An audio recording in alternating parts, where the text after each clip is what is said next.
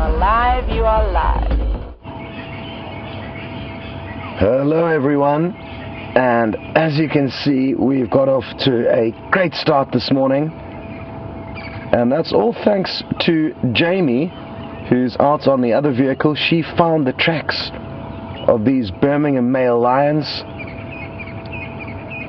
and we moved into the area to give her a hand, and it didn't take us long to bump into them. They are just on the opposite side of the Djuma Dam, where there's a live waterhole camera.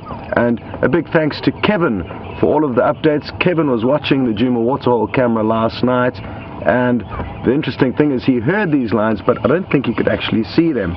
So again, thanks for your updates. It doesn't look like they've killed anything, Kevin. It could have been a small buffalo maybe that you heard in distress that they've caught and finished already, but I'm guessing that they actually haven't been successful, although their stomachs are quite full, but no signs of blood around their mouth. I'm sure if they had made a successful kill, they would have come to have a small drink at the little waterhole where we would have actually been able to see them. So like I say, all 5 of the Birmingham males. My name is Scott, and I'm teamed up with VM on camera, and like I say, Jamie is out on the other vehicle. So let's show you all 5 one by one. You can see 4 in the current frame. 3 are easy to see, 1's further away. Then just down to our left here, there's another individual. This one is known as Scrapper. He's got very distinctive eyes that are quite menacing. And then the 5th male, who's the furthest one away from these 4, is in some thick bush over there. And if you look closely, you'll notice that there is also another lion lying just next to him. It's a lioness though. We're not sure who she is. We haven't had a close look at her yet. But interesting stuff that one lady is trailing them, possibly mating. I'm just going to update Taxon on the radio quickly. He's just... oh no, Jamie's going to do that for me.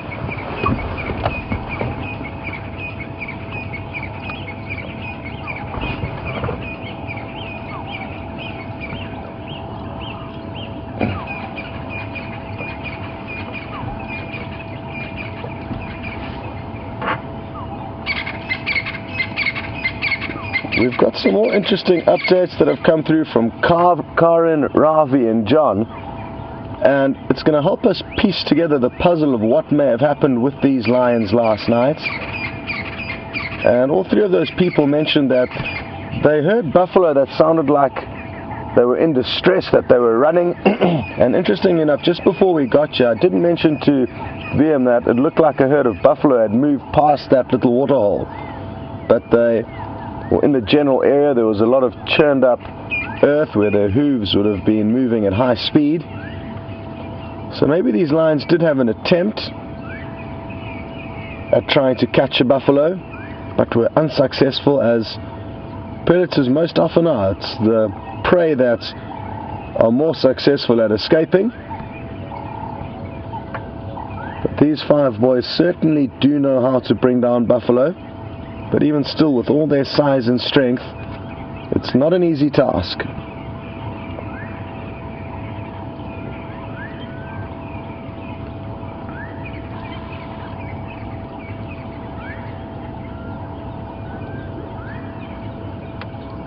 Well, I'm not too sure exactly where these lions were yesterday, so I have no idea how far they may have travelled over the course of the night, but Jamie did find their tracks on the kind of north and western portion of Djuma, so maybe they came in from Buffels Hook, our northern neighbour. And I stand to be corrected, but I think it's been close on 2 weeks, possibly even a bit longer than that, since these 5 males have been back to Djuma. So I think the whole time that I was on leave, they've been elsewhere. So aren't we lucky that they've come back? And it's important that they do come back, because they are in the process of establishing this area as their core territory. Not just Djuma, but Djuma and surroundings. But because they've been quite successful in quite a short space of time, I don't think they've strategized and been able to plan how they're going to patrol this large territory of theirs. And for them to have not been back onto the property here for 2 weeks is an example of that. Possibly kind of lack of experience being landowners. Their property will need upkeep and maintenance, and that's all relating to patrolling and making sure that no other males are infiltrating, as if they do, they may run the risk of their cubs being killed. Not that they have any cubs yet, but in the coming months I'm sure they will have a few.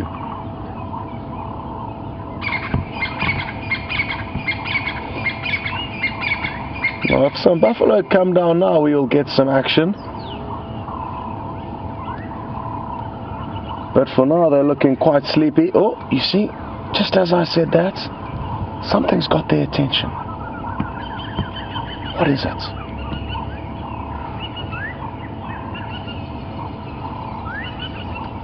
They've possibly heard something. I'm guessing that's what it is for.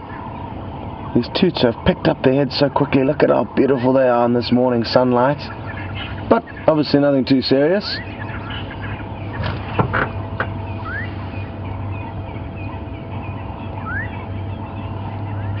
And I've just heard a vehicle, so maybe it was the low rumbling engine of the vehicle that kind of took them by surprise. They may have thought it was a grumbling roar of another lion.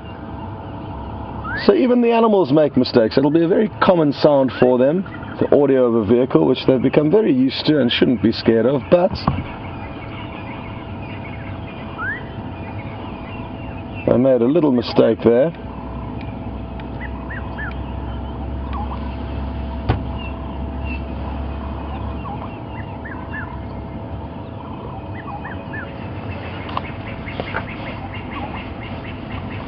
So as we see them lying here quite sleepily, I'm sure a lot of you may wonder what they get up to after dark, how different their behavior may be. Well, I know certainly Jeff in Florida would like to know how their behavior will alter or change from day to night. And a lot depends on the time of year, Jeff, as well as the pride of lions. And we've just got another vehicle joining us here, and they've got some WildEarth viewers on the vehicle, so isn't it wonderful? I think I'm just going to ask VM to pan across and show you Taxon with some WildEarth viewers that have come out all the way here on safari to see the Birmingham males, and haven't they got lucky? They've had a wonderful trip so far. And that's Terry and Carol on the back, and Liz and Tom on the front, and Taxon and Fanwell taking them on an adventure. Wonderful.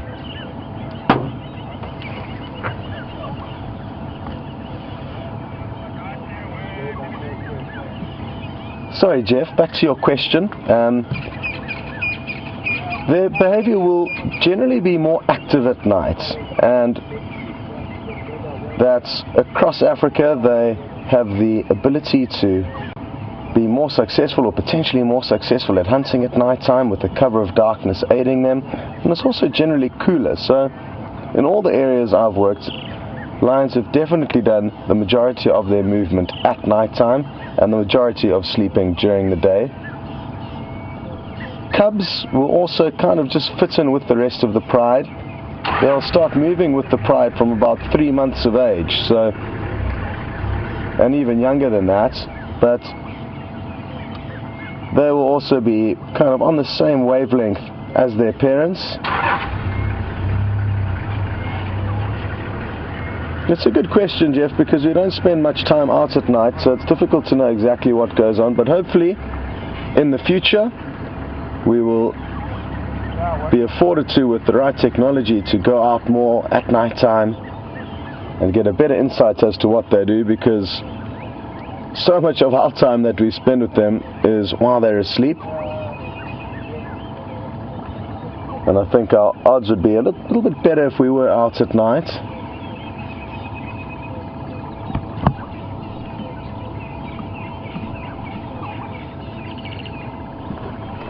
Oh, I've heard something again.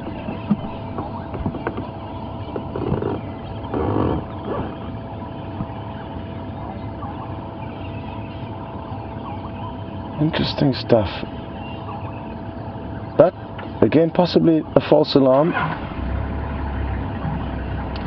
So a lot of the questions this morning are coming through from Florida. The next one's from Mike. And thank you for the belated birthday wishes. And I hope all is well over in Florida.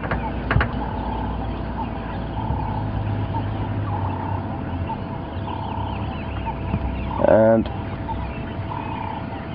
I think it's this individual here, Mike, that you are thinking about, who Mike was lucky enough to be tuned in when these 5 males caught a young buffalo this time last year. And you're right, Mike, time certainly does fly. And it was the blonde male, who could be this one, or it could be the one over with the female, who's kind of changed a little bit in shape and form since this time last year. But one of them was certainly dominant and trying to keep the herd of buffalo at bay that were running in to try and save their herd member. They were unable to do so, so I think it was this individual here, Mike. I'm not sure what you think. His mane's not as blonde as it used to be, but he's the biggest of them, and that's why he's the one lying next to the lady, who's just off to his left, if some of you may have just joined the show. Hard for us to see her, but we will reposition a little bit later and give you guys an opportunity to try and work out who this lioness could be.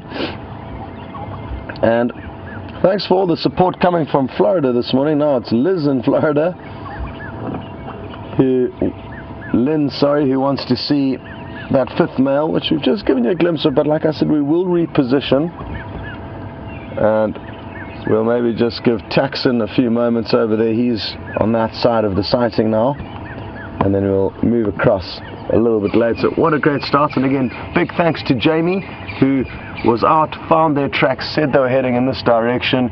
We were at a road junction about 100 meters away from us, actually, and I was initially planning on turning right when I got to the T-junction, and just before I got there, Jamie said, well, I found these tracks, they're heading in this direction, so I thought I'll check Mvubu Road, and after driving 50 meters, we came straight across these lines. So we got incredibly fortunate, but the interesting thing here is that had we have turned right and had Jamie not found those tracks, we would have carried off in search of the wild dog, which were kind of left in our northeastern corner of Djuma last night, and those were our initial plans that changed quite abruptly. And I'm glad that our tracking, well, lack of tracking, actually, it was simply luck, was paid off, because VM spotted them within a few minutes of Jamie's report. I am quite tempted to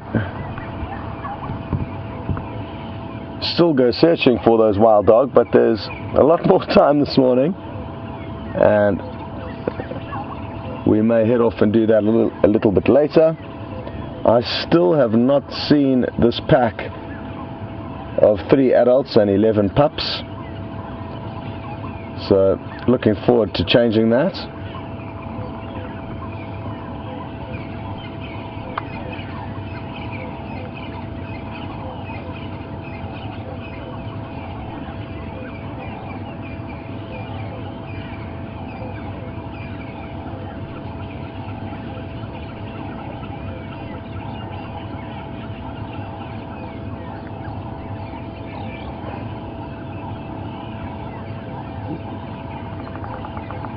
Well, I'm sure a lot of you are quite envious of the Djuma junkies, the WildEarth viewers who have come out here on safari. I know B. Wilson certainly is expressing their jealousy, but also happiness for them to be out here.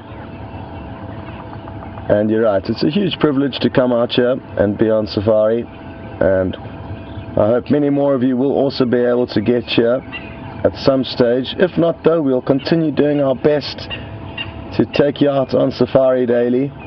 There's huge benefits to not actually being here and being wherever you are in the world watching the safari, you get to see often twice as much as any of the presenters do, because the cameras are taking you to wherever the action is. And like I've just said, I've not even seen this pack of wild dog that a lot of you would have spent quite a lot of time with by now,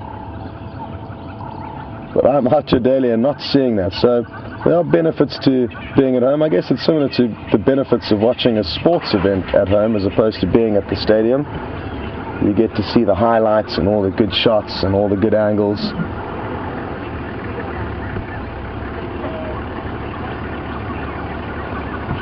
Now, there was another request from Juliet asking for any help on whether or not I would be able to help identify a bird call that's early in the morning, a long high pitched call, and I'm not too sure what it could be. I'm going to ask VM to maybe zoom out a little bit and show you the wonderful angle that these guys have of the lions. Look at that, maybe that's a screenshot for the Juma Junkies page right there. It's a pity the lions don't have their head up, but isn't it wonderful that those two big males are right in the foreground there.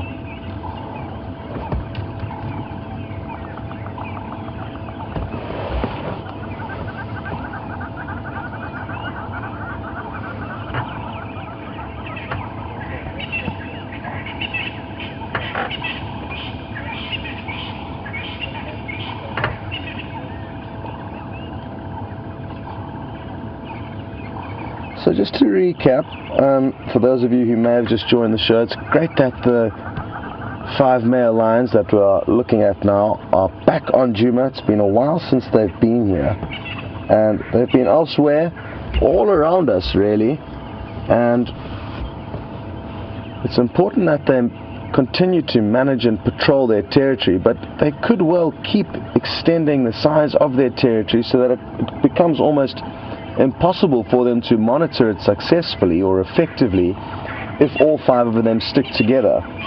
And that's going to be relevant when answering Michael's question.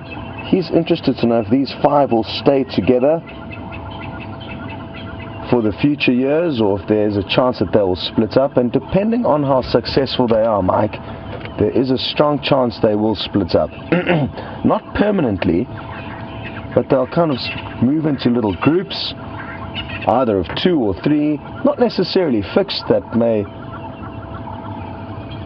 change as time goes, and there's no set pair that will necessarily be together or set trio that will be together, that they will band up when necessary, but by being in 2 different groups, they'll be able to more effectively cover territories, and that way patrol and make sure that there's no intruders. So in all my experience in history, big coalitions of 5 or 6 males will be seen together a lot of the time as they establish their territory. Once they are established, they'll move into kind of groups of 2 and 3.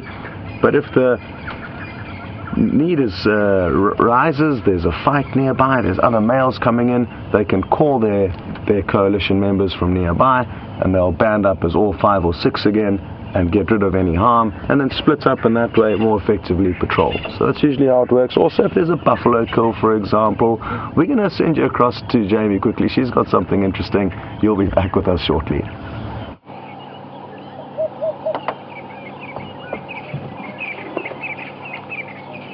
And a very good morning to all of you, and welcome to the sunrise safari on this rather chilly start to the day.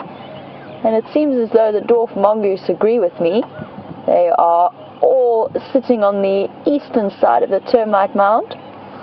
Very, very chilly. Let's just have a look at this amazing dwarf mongoose. I have never seen anything like this before.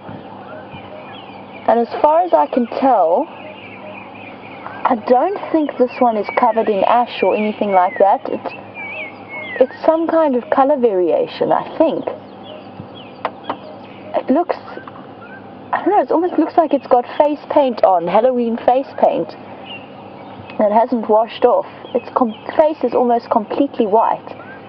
If it would very kindly turn around, which I don't think it's going to do just yet. That's incredible to see. I've never ever seen that before. I'm going to have to go and do some research into color variation on dwarf mongoose, especially isolated to one patch of fur around the face. It is so interesting. Oh, big yawn. Somebody was very sleepy. And that little one who just turned around and started climbing there, there's a couple of bite marks around its skin. Maybe got into an altercation with possibly one of the other mongoose. It could also have been a predator. Lucky escape. There it is. You can see the two wounds on the side. Nothing too serious. And this is a very busy termite mound. Perfect spot for sitting in the sun, which I completely sympathize with because I think I'm a little bit hypothermic. I keep underestimating how cold it is for midsummer. Oh, a little bit of grooming happening between them.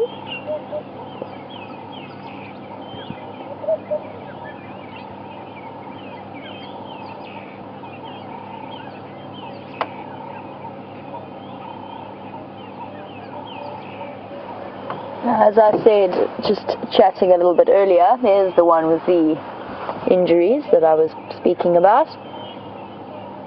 Definitely 2 puncture wounds. I'm not sure where that's from, whether it's from a fight with mongoose or possibly even a lucky escape from a bird of prey. Just looking at those puncture wounds.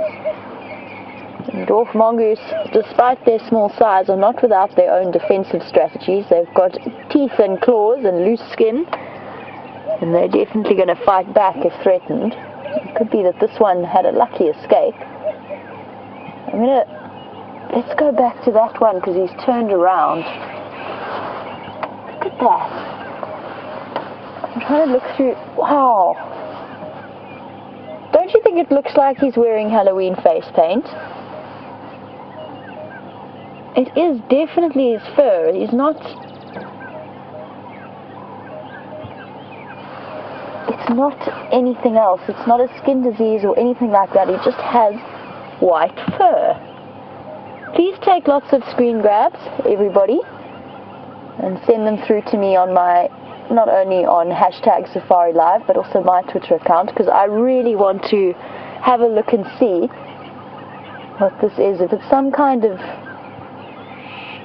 leucistic gene, so that slightly pale gene.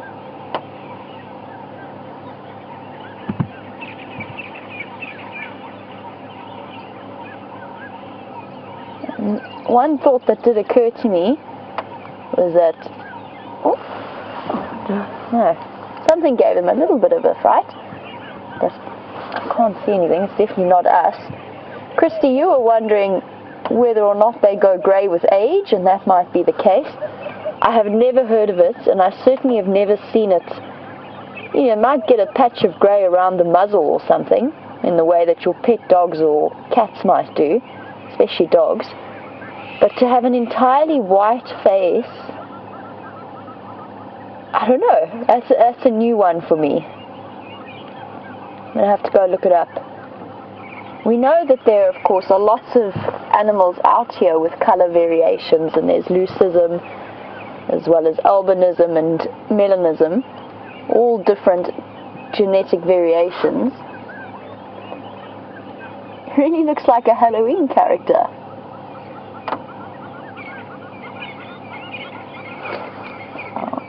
Eddie Abbey, you were saying you hope it's not mange. It's definitely not. It's not bald skin. Looking through my binoculars, that is white fur. And I'm not sure whether it's because of the color of the fur. No, it definitely doesn't have red eyes. That is so interesting. I don't know what it is, honestly. It's some kind of color variation, but it is a mystery to me. as to what that really has been caused by. I just know it's probably the most interesting little dwarf mongoose I've ever seen. Look how clearly that one stands out. You can see why white is such an interesting color out here. If we're sitting looking at them as a whole as we are now, your eye immediately goes to that little white patch. I wonder what kind of... I mean, that's a full-grown dwarf mongoose. It hasn't disadvantaged it in any way.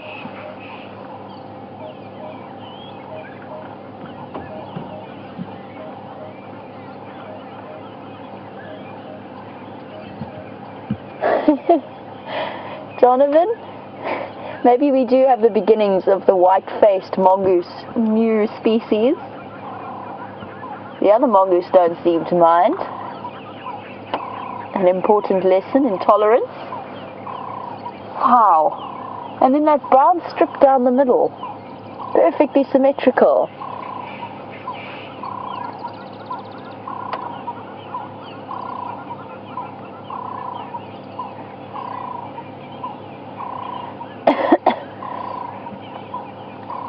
Well, this has definitely been one of the most interesting sightings that I have seen. But I know that Scott has repositioned and he has found the female. I think it's time for us to head across to him. And I will catch up with you a little bit later. Never fear, I'm going to go and investigate the lions that were seen on the Arathusa Dam camera. And I will be back with you in just a while. You'll notice we've repositioned the vehicle and have got a much better view of this lioness for you. And at the perfect time, she's lifted up her head so you can get to have a good look at her. Feel free to let us know who you think she may be, or which pride she may be from. Probably the Styx pride or Nkuhuma pride, or who knows, possibly even a member of the Salala pride. But with all the chaos and confusion regarding lions and their territories at the moment, I'm not going to hazard a guess. But if any of you have managed to get to know the lioness well, feel free to voice your thoughts, but we might need to get you a few better views than the brief one you've just had.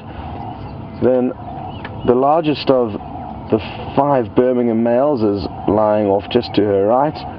Interestingly, she got up and moved just a few meters to reposition, and as soon as she got up, he was up and on her tail. He wasn't taking any chances with the 4 other males nearby. They will compete with one another for rights over lioness. Not necessarily every single time a lioness comes into the equation will there be a fight, but every couple of months possibly one male may think, well, you know what, you were big a few months ago, but now I'm willing to challenge you. And you'll notice I've got myself into, I like hiding, being in a point of ambush when watching the lion, so that I feel like I'm one of them in case some buffalo come.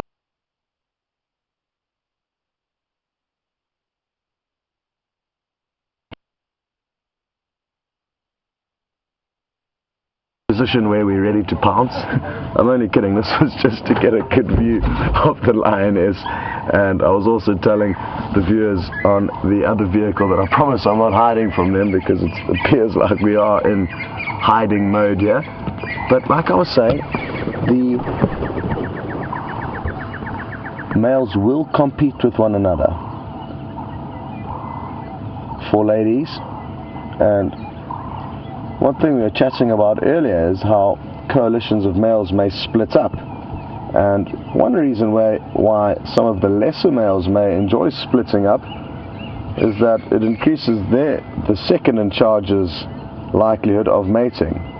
And if by luck the most dominant male in this pride isn't around when there is a mating opportunity, he will still certainly tolerate the cubs of his fellow coalition members.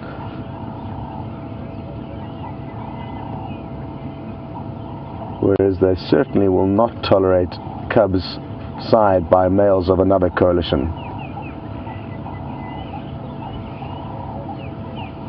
And on the topic of these males and the intricacies between them, Sandy would like to know if these are all brothers and how old they are. Now, I'm not entirely sure exactly how old each individual is, but it appears like one is older, and I'm guessing he's maybe just over 5 years of age, and this is him on the right here.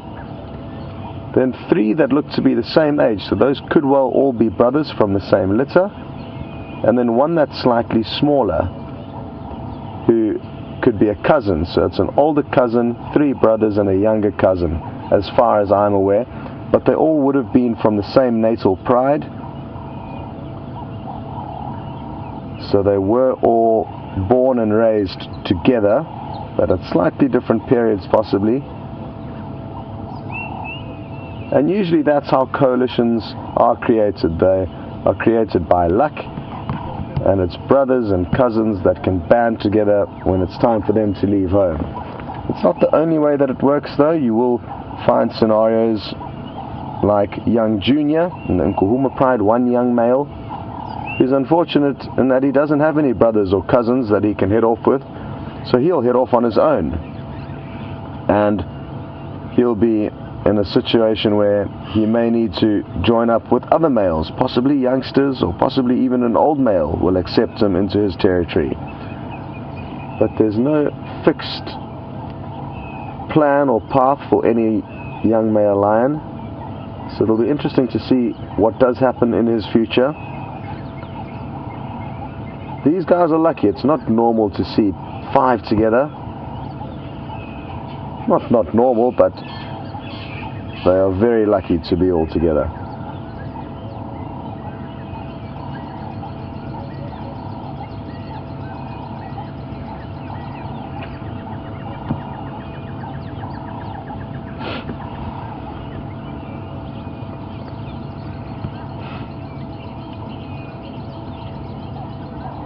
What was she doing now? I couldn't quite work it out whether she was trying to look up into the sky at a vulture or just stretching and getting comfortable, which is kind of wobbling her head around there.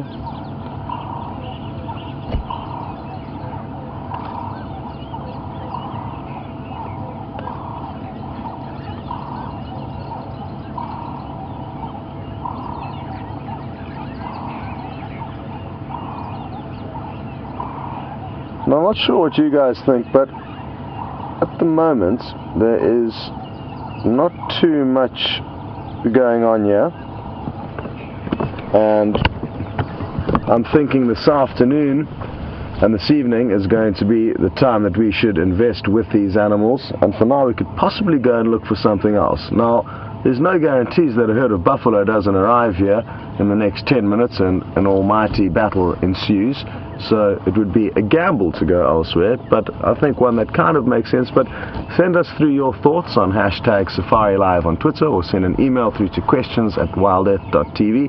If you are joining for the first time, this is a great way for you to get involved. It is an interactive safari, as you would have worked out, answering questions from lots of people all around the world, and it's good if you guys want to jump on board as well. VM's just spotted the lioness. She's got her head up, so we'll take this opportunity to try and get you some more views of her.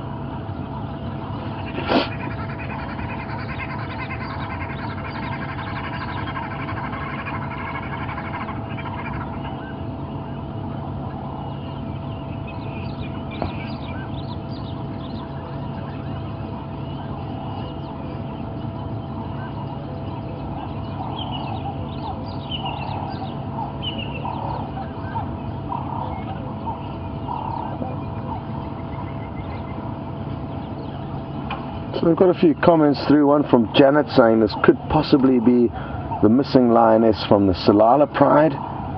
And you're right, Janet, there is one lioness missing from that pride of 5 who were last seen across on Arathusa.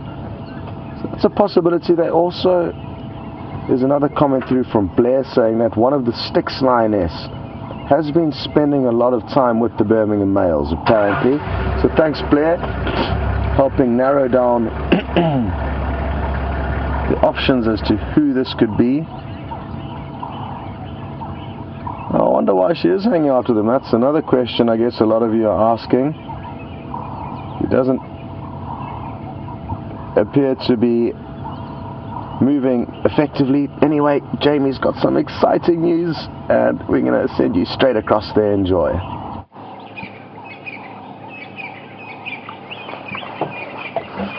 Exciting news indeed. Look who we have here. I need her to look at me. I think it's Shadow. We are on Arethusa after all. This hasn't been unknown for Karula to come wandering through, but I think that's, yes, that looks like Shadow to me. I'm sure you guys agree. Just in profile, she has a slightly flatter nose than some of the other leopards. Okay, let's see if we can sneak forward and get a good view. It's very, very thick in this block, but what an exciting moment. Tebs and I were just talking this morning about finding a leopard, and there we go. We've got her. She's just enjoying the rays of the morning sun as well. Actually, if I go forward, I think I might send her walking off again, because the only way to go to reposition is to actually move straight towards her. And of course, as many of you know, hello girl, that's definitely Shadow. Many of our regular viewers will know that approaching an animal directly generally disturbs them slightly. And you've got to approach them at a sort of oblique angle, rather move next to them rather than directly at them. So we'll let her settle for the moment. I don't know what she's up to. She could well be hunting. It's the perfect time of morning. Oh, hello girl. I have not seen you in months. What a special surprise. For those of you who are a little bit more unfamiliar with the leopards that we see regularly, this is Shadow, a 9-year-old female and daughter of our special Karula. She's quite often seen around the Arethusa area. And I think now that her mother has finished mating with Tingana, who, by the way, she also sometimes mates with, she's moved back into her regular territory. She's actually quite sleepy. Her head's just drooping in the morning sun. Now, we've got this amazing spot, but I do need to share it with the other guides because I know that they're looking for leopards this morning, so please bear with me for one moment while I let them know.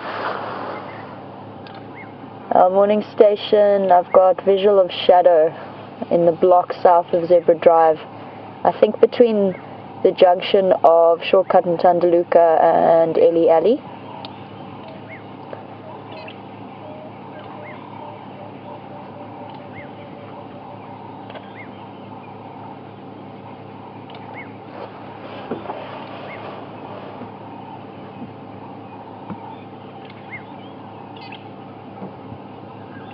How beautiful. Look at that. Perfectly captured in the morning sun.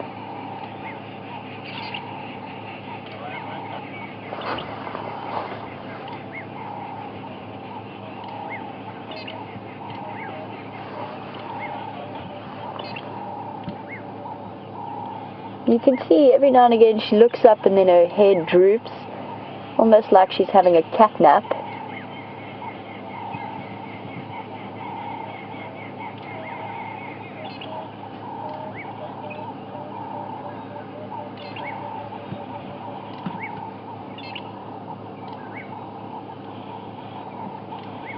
Now, Terry, you were saying that it's wonderful to see a leopard on Safari Live, and we just wanted to know how many leopards we see or might see in the Djuma and Arethusa area, and of course, barring the odd animal that might come in unexpectedly, we have Shadow and Kwetile in this area as the females, and Karula around Djuma, so that's 3 of them. Tingana and Mvula, the two big males, as well as the Anderson male every now and again. Kunuma in quarantine, Karula's adult sons sometimes pop their noses in. And who else have we got? Did I count Kutile? Yes, I counted Kutile. That's around 8 leopards that we regularly see, although quarantine and Kunuma, I would say, we're less likely to spot. They've been establishing territories just outside of our area. But definitely one of our special leopards, this shadow. I know that all of you, and myself in particular, have a soft spot for her. It's good to see her looking happy and healthy, and fairly well fed as well.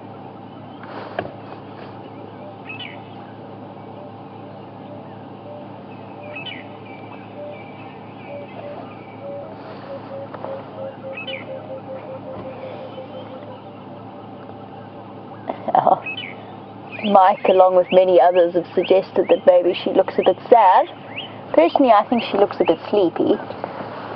I think, and I understand her completely, because I almost share that feeling on a chilly morning like this, to sit in the sun and just bask a little bit. Quite an enjoyable process. And I think if I were able to loop around her, which I can't do at the moment, you would see that her eyelids are drooping.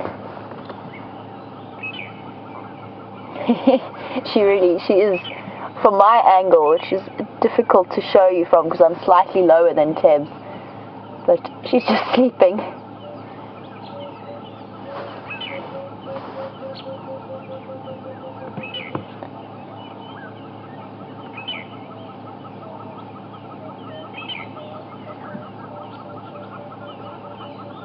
Now, I mentioned that she looks happy and healthy, but Angel Lady, you were wondering if she looks pregnant. No, I don't think so. It would be a bit early for us to tell, which sort of brings me into Mo's question as to when we can expect to see cubs coming from Shadow. She was mating with Tingana. Bear with me one moment. She was mating with Tingana just before Karula was, which has led to many comments about poor old Tingana's the fact that he is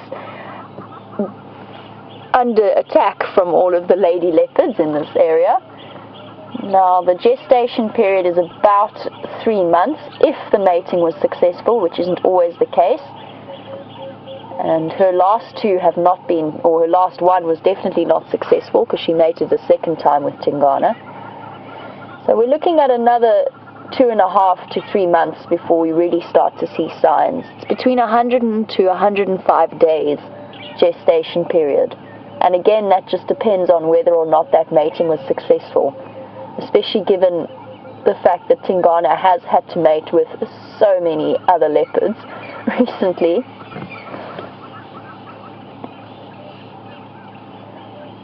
She's settled down, she is lying down. I think she's decided this is a good spot to have a quick nap. Cat napping. And leopards do this. They move through the bushes, stop and have a quick rest, sleep for a while. I still think she might be, they are opportunistic, so she might have been looking for something to hunt in this area. She definitely looks well fed though. That round belly comes from food, not from babies in this case. And as soon as a female leopard is pregnant, then she will stop mating with the males of the area, obviously, because she won't go into estrus. So if we see her mating again, then we know that she wasn't pregnant and that the session was not successful.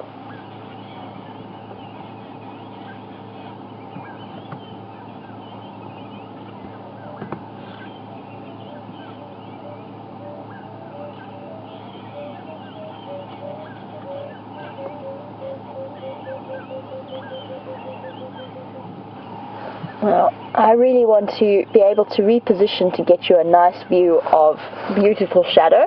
While I do that, let's head across to Scott and his lions for a last few minutes with them, and I will be back with you later. So this male's just flopped down. He's the big individual. We're still with him and the lioness. And well done to Jamie for getting you guys a great view of shadow.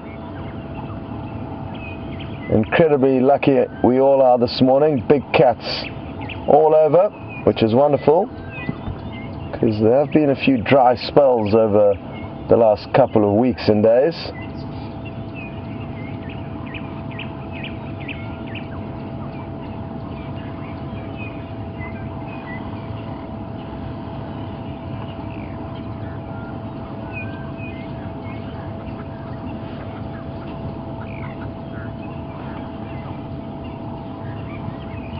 As we look at this lioness, we're not sure which pride she's from,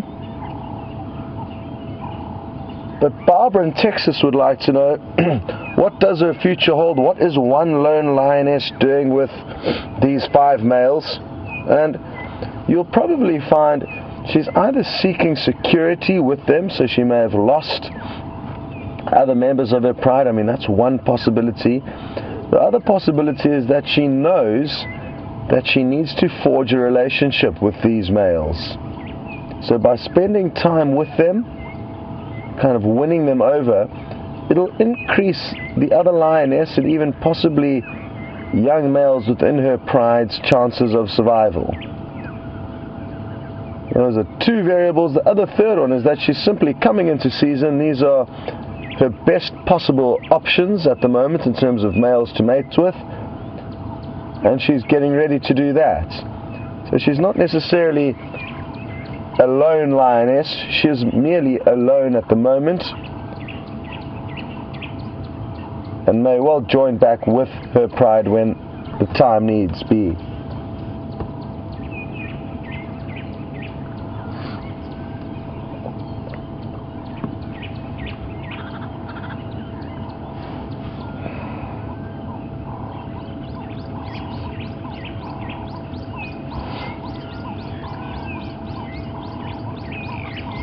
Great to hear from another viewer who did come out and visit here in the Sabi Sands earlier in the year, and that's Brian from Philadelphia. Thanks for sending through a question, Brian. And he's asked a good one, still on the topic of mating amongst lions, and he's asked, will a lioness separate herself from the pride when it's time to mate, and possibly even follow males out of her core territory into the territory of another lioness? And yes, that certainly is possible. It's not something that I've ever seen or seen as much as I have seen with leopards. We've been really lucky with learning that trait about them. We've seen leopardess who travel way out of their territories in order to mate with males, and it could well be very similar with lions, but I haven't personally seen it very recently in this area.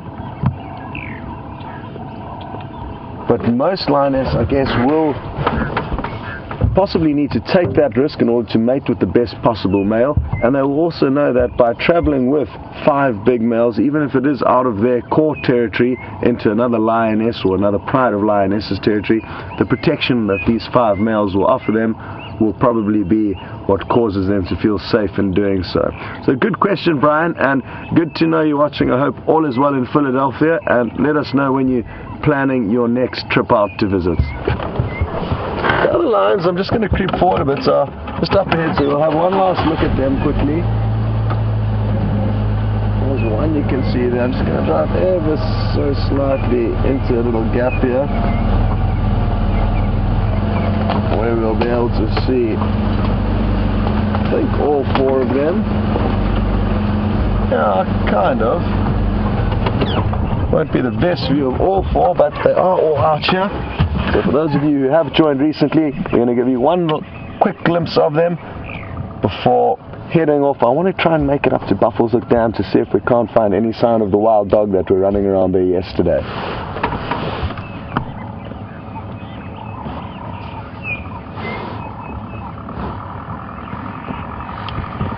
So there's 3.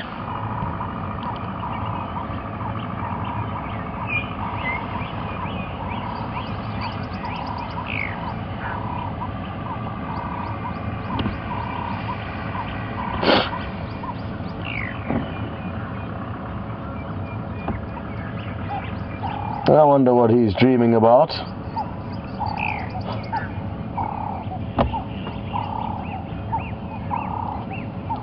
Absolutely awesome. Fairly full-bellied. I mean, they're not starving, but they're not stuffed as lion can often be after gorging themselves on large prey.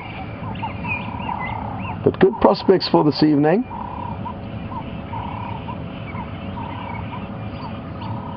And Sherry and Ohio did mention that their bellies do look full. So you're right, Sherry, but like I said, you probably agree they are not bulging as they sometimes can be after feeding on a very large kill.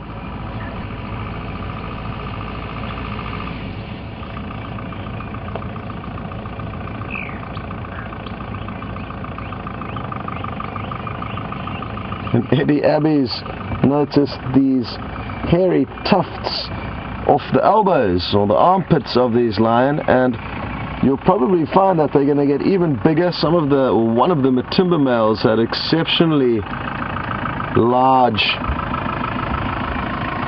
tufts of hair growing off his armpits and even under the belly.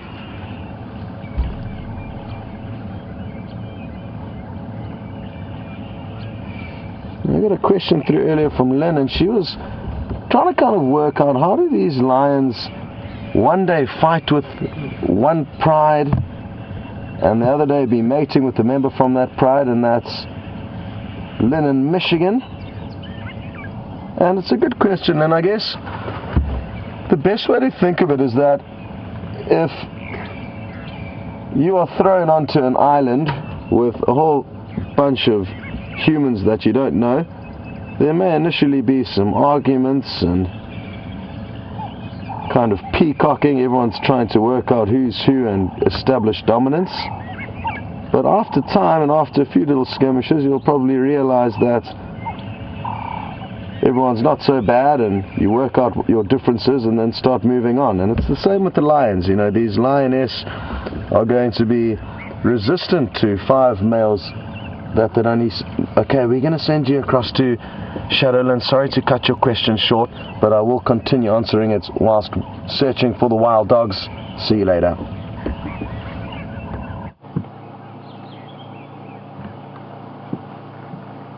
As you can see, we've...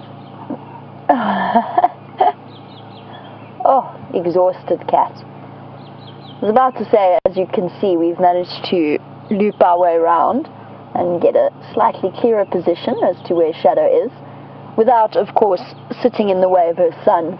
Now, she sat up just a few seconds ago. She was looking off intently into the bush. Oh, another big yawn. But she's relaxed again. I don't know what it was. I don't know if she heard something moving through. She did look like she was about to, get up and start moving. Usually when cats yawn like that, it's a sign that they're about to move. Okay, bear with me a moment. We're going to have to reposition, and I can't do that when she's right behind the car. Okay, let's stay with her. Which way is she going? The other thing about leopards is that they don't always direction. I think she might be heading back to the road. No, she's going to stay here. We have to do a loop around. It's too thick for us to push through that way.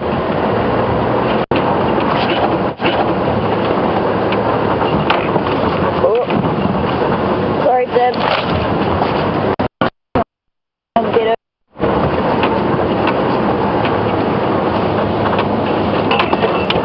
Sure, thick in here.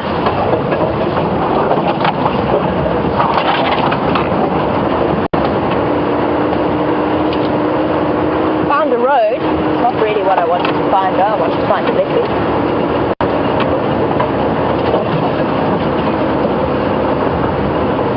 Where did she go? This is too thick. Go that way. It's like doing a maze and trying to spot a cat at the same time. Where is she gone?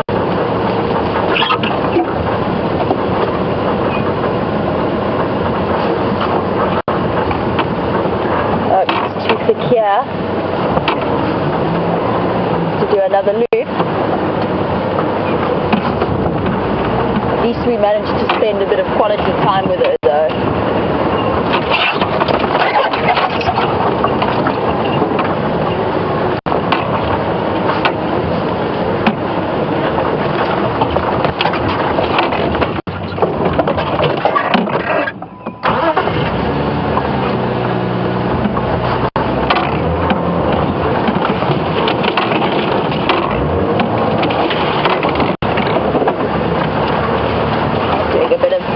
Mad off-roading here.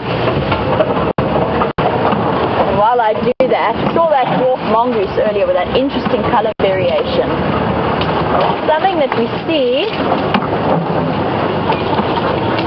in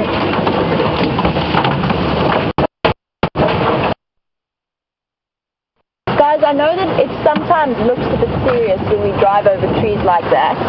But we pick the species that are young and can spring back. They'll be absolutely fine. It just looks a little bit hectic, but they will be back up. They spring up behind us. Where did you go, lady?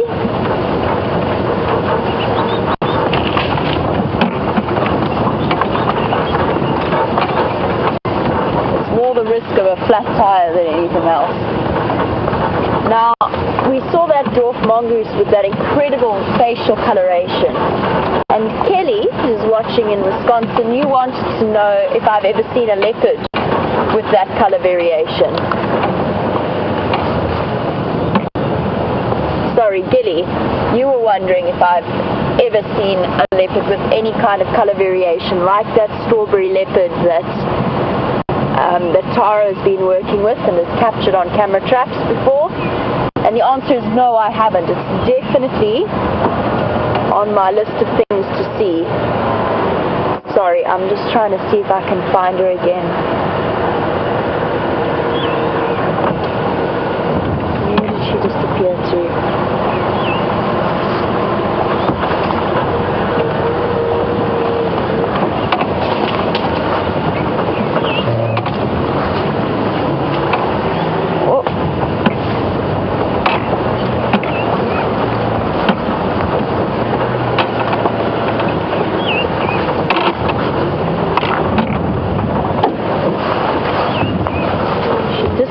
Last time I saw her, she was just in here, moving in that direction.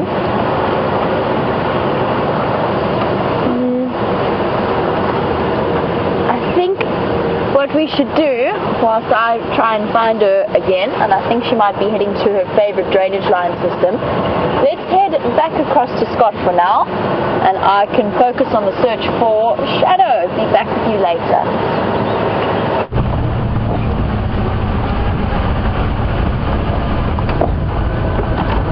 So, some excitement over there with Shadow and Jamie and all of you, and let's hope that Jamie has some luck relocating. It's always tricky business in the thick bush, finding one of the planet's most elusive lion dynamics, and how it's interesting that males will one day fight with a pride of lioness and the next day be mating with them. But that's only in the initial stages, I guess, Lynn, once they're feeling one another out and getting to know one another. And it's the same with males who, like Junior, who may get kicked out of his pride shortly, or should technically already be gone.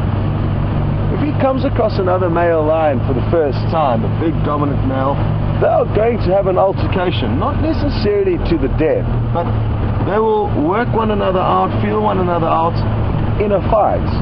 Then afterwards they may lie down next to one another, look at each other and sizing one another up, and realize that, well, this actually could work out, and they then become coalition members. That's how it does sometimes happen, and I guess it's the same with the males and the lioness. Strange behavior, but kind of understandable to a degree, but always different. And that's the tricky thing with all these scenarios. There's never going to be a set formula that plays out in nature. There are going to be general trends, most certainly, But every scenario and every relationship between males and females of both lions, leopards, all the different animals will always be different. And I guess we can look at ourselves to realize that many humans have got different traits and personalities, and that therefore has effects on relationships. Difficult for us to always know exactly what's going on.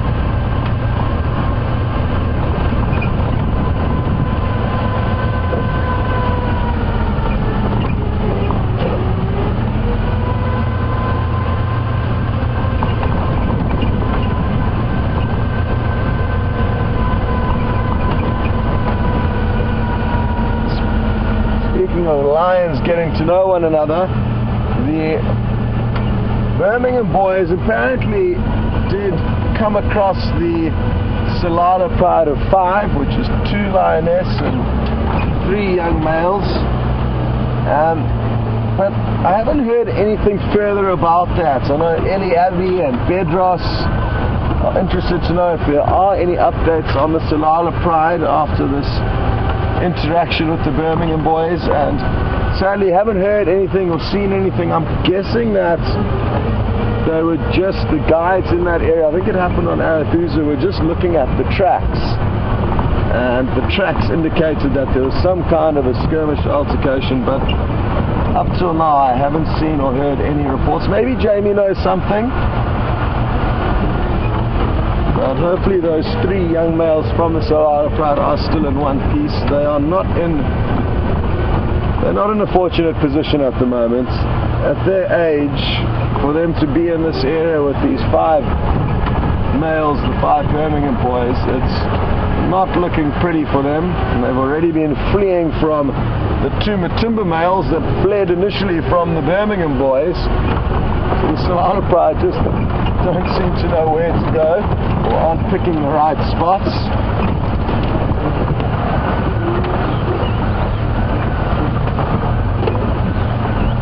I'm just going to actually rethink my route and go onto Cheetah Cut Line. I was going to take this road up towards Buffelshoek Dam, but I think it'll be better for us to start with a wide search for the wild dogs.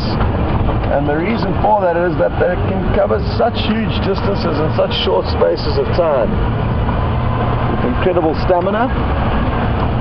So what we're going to do is do a big loop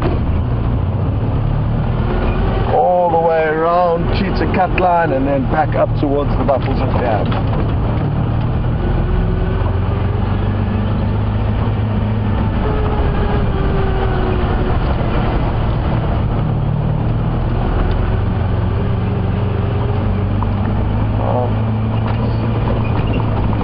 Chatting about the Solana pride now and the 3 young males. There's also 1 young lioness as well as 1 big old lioness, and that older lioness is missing her tail, as was her mother, an older lioness that I used to view about 5 or 6 years ago in the southern Sabi Sands. And I probably also viewed the current individual. She would have been a youngster back then, who's also missing her tail. Interesting stuff there. And Vicky would like to know if I've ever seen a tailless male lion, and no, I haven't. The only 2 tailless lioness I've seen have actually been the 2 tailless lioness of the Solana pride, the one we're viewing now and one I viewed many years ago. But I've no doubt that there have been 1 or 2 tailless males running around, either lost by fighting with other lions, or like the Solana lioness, they lost theirs to hyena.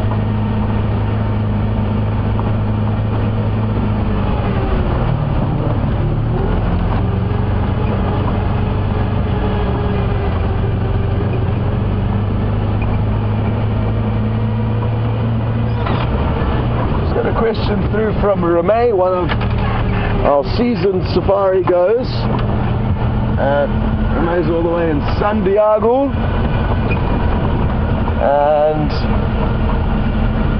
Ramey has asked a question that I do not know the exact answer to. I've got a feeling that I do, but we're going to have to double check this. So if any of you know anything on the topic of lions and mange, please let us know the finer details, but I'm almost certain lions will get mange, Remy, but I've never actually seen one in that case. But like most animals, and I know with captive animals, I'm certain it happens. Captive wild big cats that are not looked after well could get mange, but I'm not sure if that's a result of them being in captivity.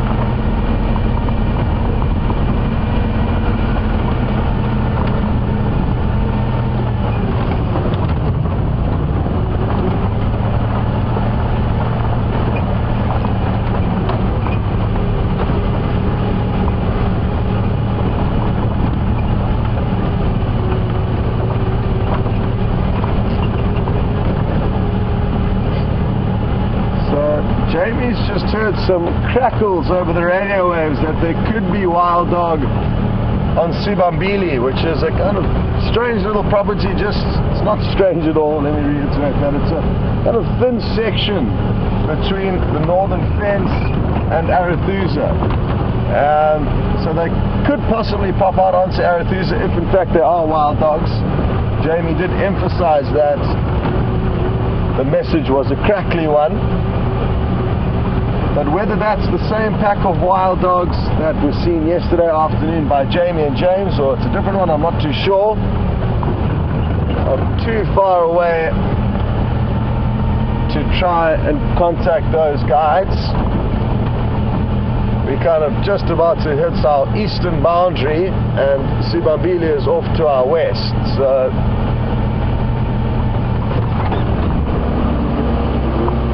we'll just keep that in mind.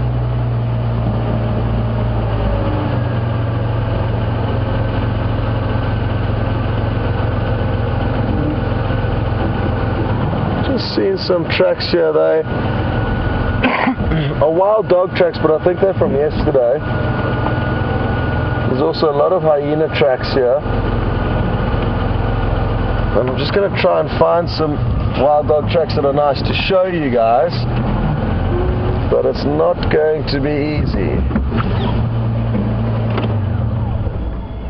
What's nice though about the tracks here is that there's also some hyena tracks in the area, but it's all a little bit confusing. Sorry, I'm just trying to work out. So this tiny little track there on the end of my finger is a wild dog track, which does look similar to hyena, but it's not as large. But I need one right next to it, and the sun's already getting a little bit high to show you tracks clearly. But I think these are from where the pack were moving last night, not necessarily from today, so we'll continue.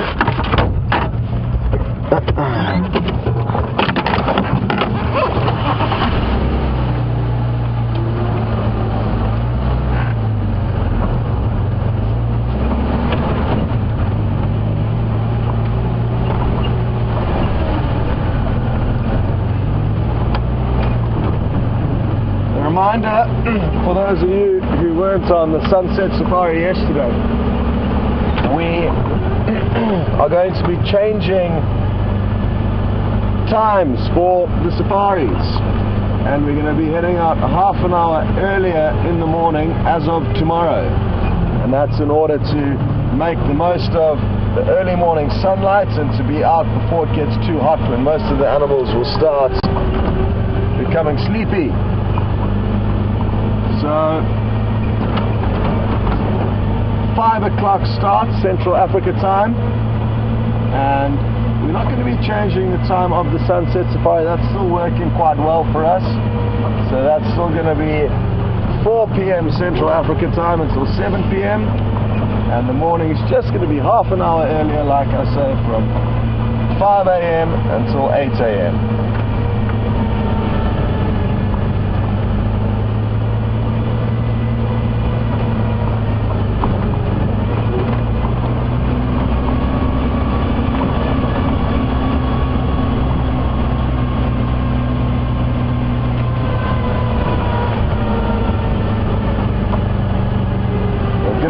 To to Sandra, and thanks for sending through your thoughts.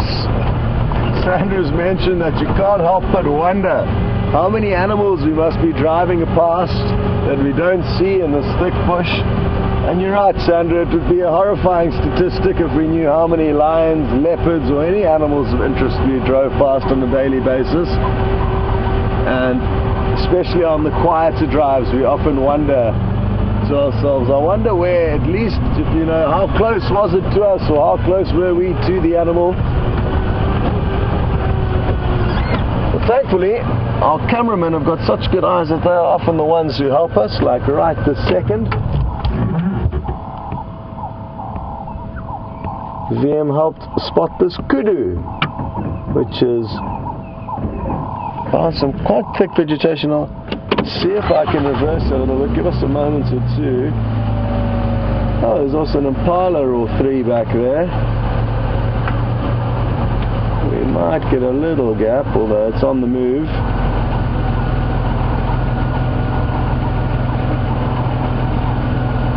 No, she's dodging us. But well spotted him. And again, it kind of emphasizes Sandra's point that it's difficult to see everything out here, especially in this thick bush. Well done, VM.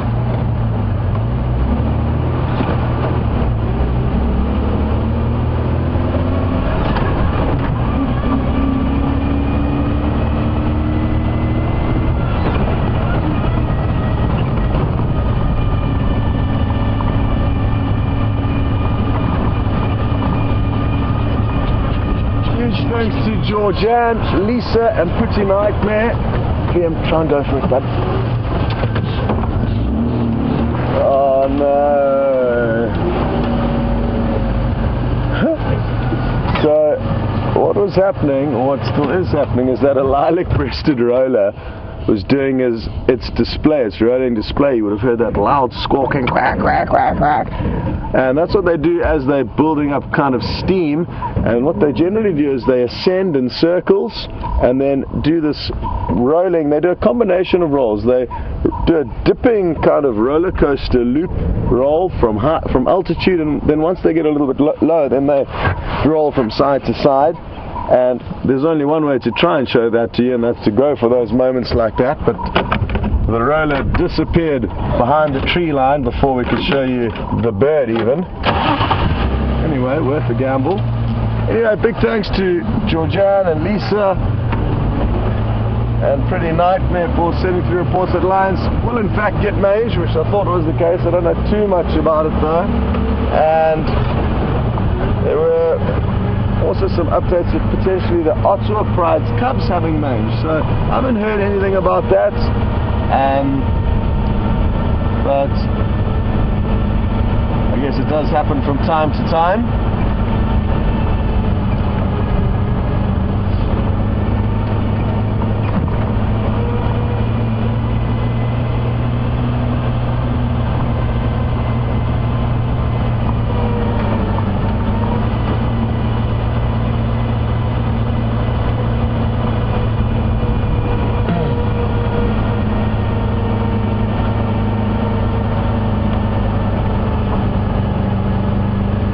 I'm hoping the Birmingham males are going to be successful hunting this evening, and that way maybe if they take down something large like a buffalo, it'll provide us with some great entertainment.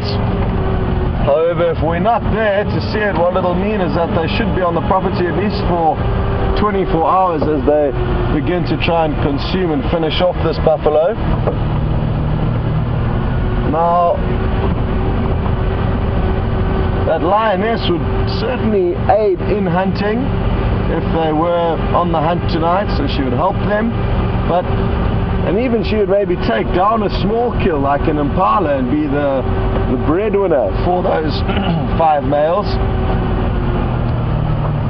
But it all depends on the size of the prey that these lions manage to bring down, and that will determine how much each of them get to feed on.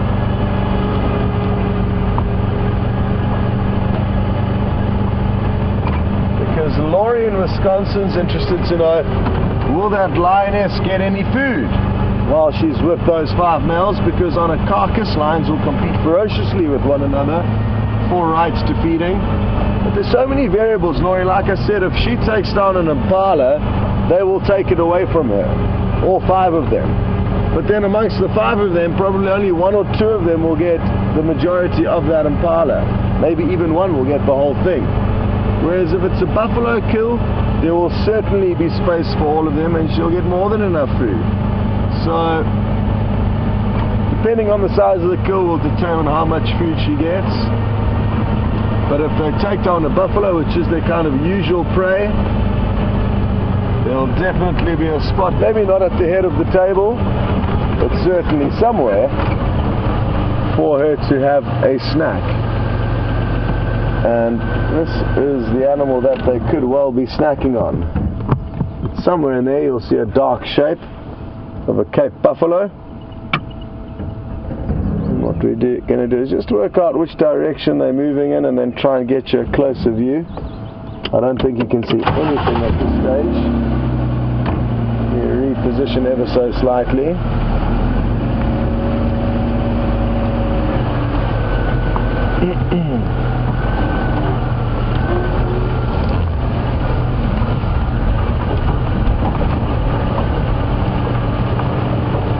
Looks like a few big old bachelor bulls, so I don't think it's a large herd, but maybe we'll be pleasantly surprised.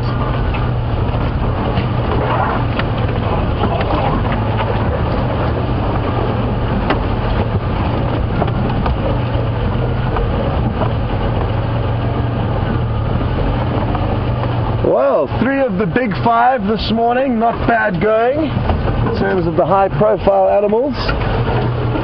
And who knows, maybe we'll be able to find you an elephant before the end of the safari, and that way we would have showed you as many of the big 5 as we are possibly allowed to. The only one that we cannot show you is the rhino, and the reason why we don't show the rhinos because we don't want to be involved in any way helping poachers gain knowledge as to where they are moving, as it is a critical condition, the state of rhino poaching in South Africa, and we don't want to be involved in any way. So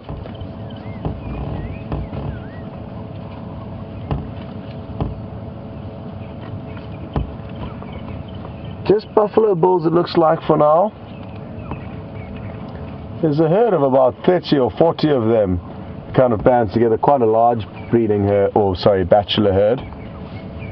I'm guessing this could be them.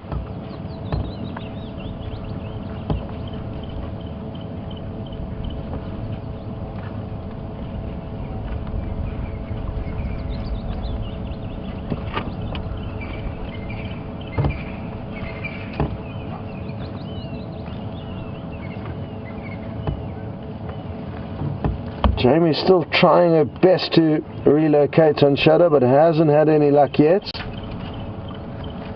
But she is still in that area, and like I said earlier, there's some incredibly tricky parts of this reserve to follow animals through, especially leopard, who are so small and can change direction and change course so quickly that there's not much you can do to stay with them. Oh. He reversed out of frame perfectly as VM got ready for the reveal.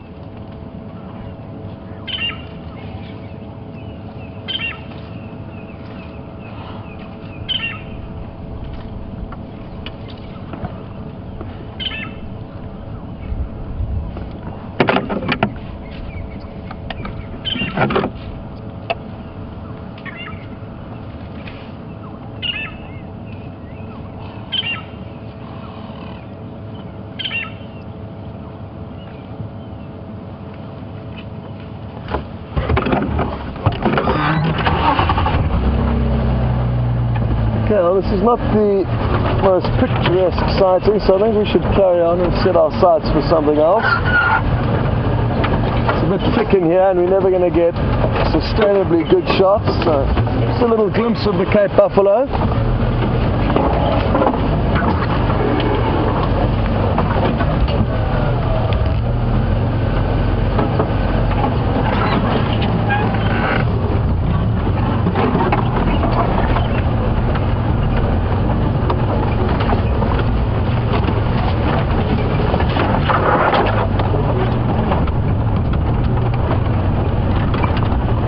There's not many vehicles driving around today,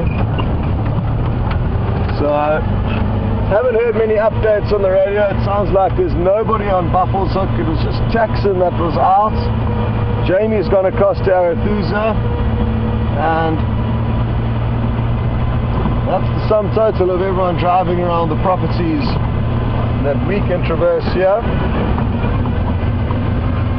You'll tend to find the busier the lodges are, or surrounding camps are, the more sightings are, which makes perfect sense. There's just more people searching, more people getting lucky.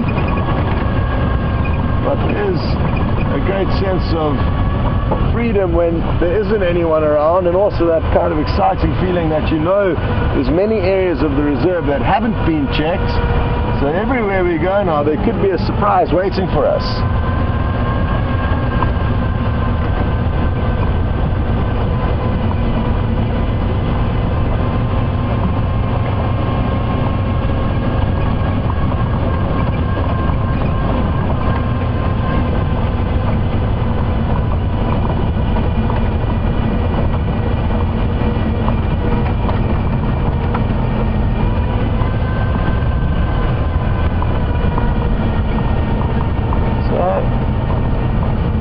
Got some reports this morning from people watching on the Djuma Waterhole camera last night, and they heard a buffalo's alarm calling. Now, Ravi was one of those viewers who sent through the updates and said that the buffalo's bellowing lasted for about a minute, and what could have happened to this buffalo that was bellowing? Maybe it escaped.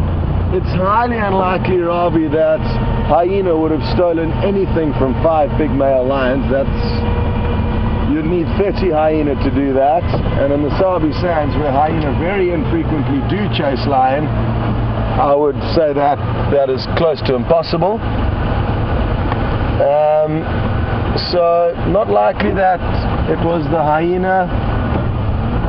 Even if the hyena were successful in killing the buffalo, not the lion, I would assume that the lion would have heard that buffalo in distress and moved into that area and chased the hyena away and stolen their kill. So what I'm guessing is that the buffalo probably was just making a noise, not necessarily bellowing for its life, or maybe they had it.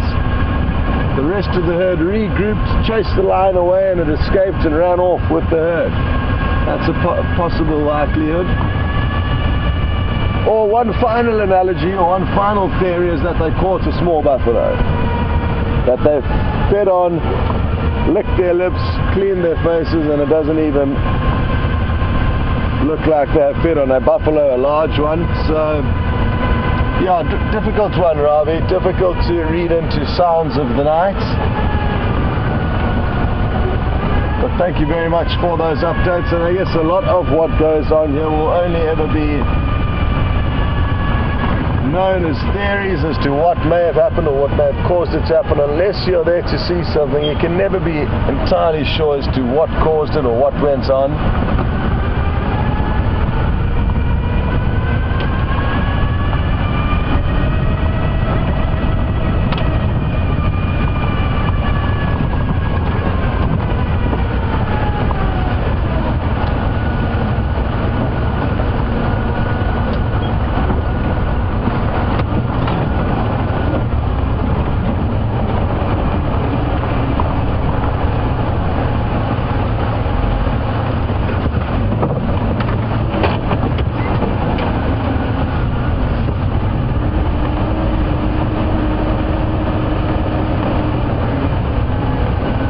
lioness that was lying with those 5 Birmingham males. Joanne from Arizona seems to think that she looked quite young because her ears were in perfect condition. She didn't have too many scratches or scars. And you're right, she was in good condition, but I did get a glimpse of one of her nipples, and it looks to me like she has in fact given birth before. So probably a bit older than that, maybe 4 or 5 years of age, but very difficult to be certain. But I would say a little bit older than that, Jan, despite the fact that she does look in great condition. I think that's what may have kind of been a little bit misleading, and had I not seen that little nipple, which looks to have been fed on in the past, I would have agreed with you that she could quite possibly be around age. The other thing to bear in mind is that you're comparing her to massive males, which will make her appear smaller than she actually is. If you see lioness together, or lioness like the Solala lioness with young males, they will possibly look a little bit older, just from the size.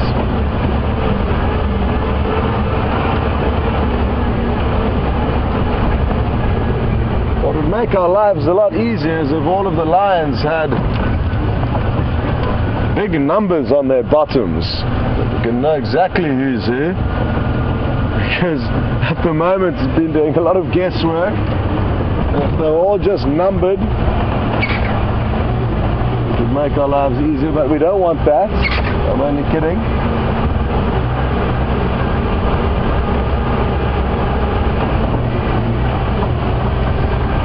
Little Franklin letting off 1 or 2 alarms as we drove past there, Crested Franklin, which you would have heard.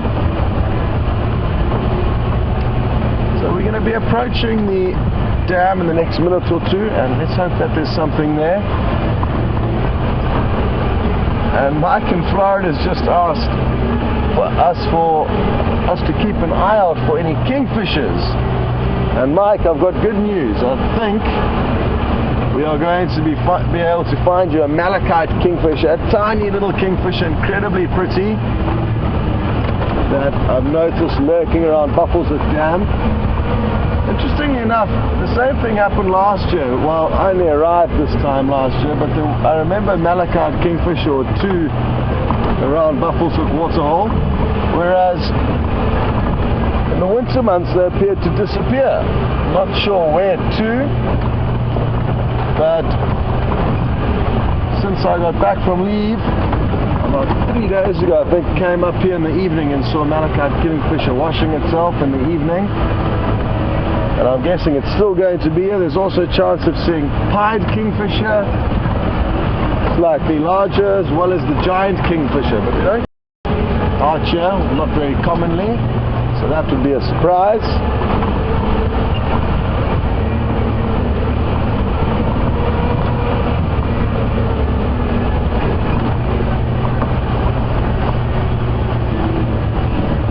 So we've got a comment through from Ria, who's acknowledging my mane that I'm trying to grow. I'm trying to compete with the Birmingham males. The tail is not quite normal. It's almost like a duck's tail, but I'm just going with it for now, and we'll see what my head is doing tomorrow morning. Yeah, my hair's actually getting a bit longer than normal. It's getting a bit wild. So maybe I'm due for a shearing, although Nikki does like me to keep my hair long, so I'm following strict instructions from my girlfriend.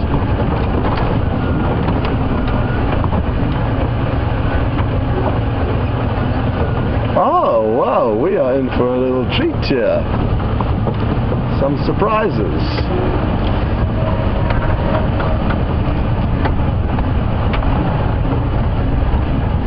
I bet you no one would have guessed what you're about to see here.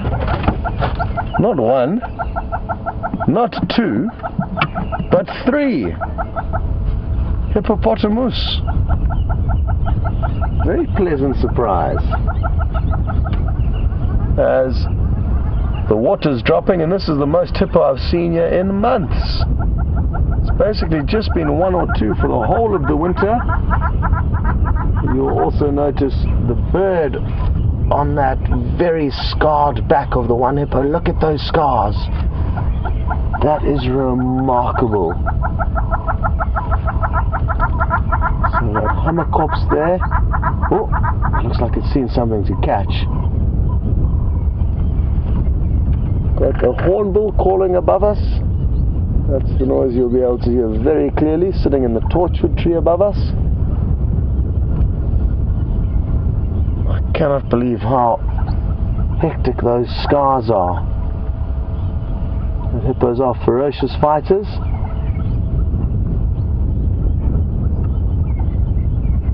I think there may even be a 4th hippo, believe it or not.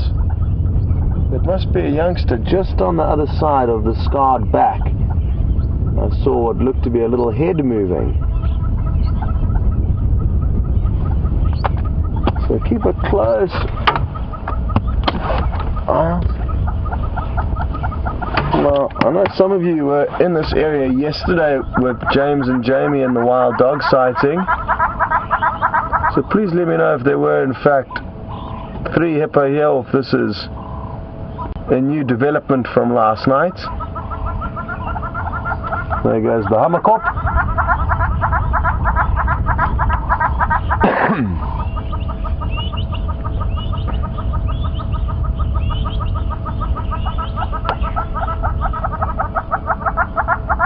What I'm thinking of doing is just repositioning the vehicle slightly, and while I do so I can answer a question from Angel Lady.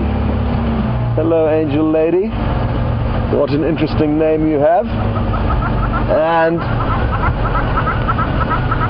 Angel Lady would like to know if we see any paradise flycatchers, an equally interestingly named bird, in this area. And we certainly do, and I'll be able to show you where a pair of them were actually building a nest last year. It's just down this little corner here.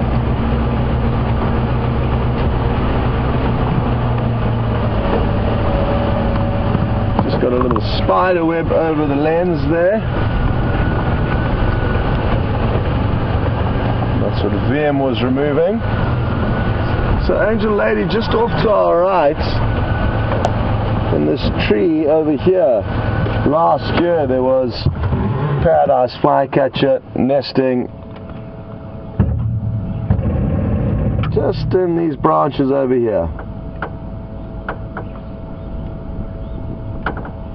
But the nest wasn't very successful, and we always tried to sit and watch, but they wouldn't come back to the nest when we were in the area, so it wasn't the most successful nest site, and I think they decided to go to a different nest site. They weren't there very long. They built beautiful tiny little cup nests though.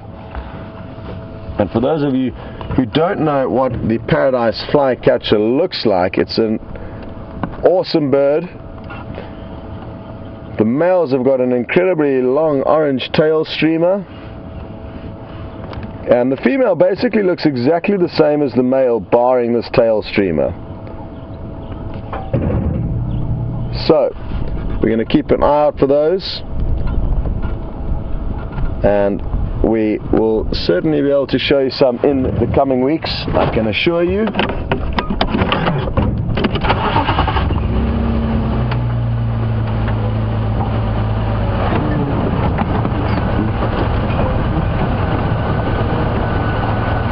We've still got quite a few migratory birds that still need to return from their winter homes, and Chris Rogue has asked or mentioned that she can't wait to see the flying jewels, which are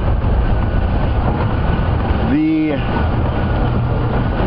woodlands kingfishers. Incredibly beautiful birds, the woodlands kingfishers, and I think that it's not going to be long until they get back. I think they could already be a little bit late, so that's something to look forward to. Not only their beauty, but also their loud call. So that's something we all are looking forward to, Chris. and what's the date today? It's the 6th of November. Maybe some of you would be interested in playing a little Woodlands Kingfisher lottery and placing some friendly bets or some kind of bets. Oh, Egyptian geese waddling off in the background there. Now you can see the fourth hippo. It's not easy, but you can see its body. It's the one that's kind of moving now. You can see 3 bodies lined up on the left. So 4 hippos, not just 3. It might actually be worth watching the Egyptian geese for a moment or two, because they look to be doing the inverted submarine as they feed on aquatic plant mats at the bottom of this drying up pond. They won't always feed like this, so this is actually wonderful to see. And more typically they'll eat fresh grass green shoots on the banks surrounding waterholes. This is more duck-like behavior. Ducks are more prone to feed on aquatic matter, whereas geese like to feed on land.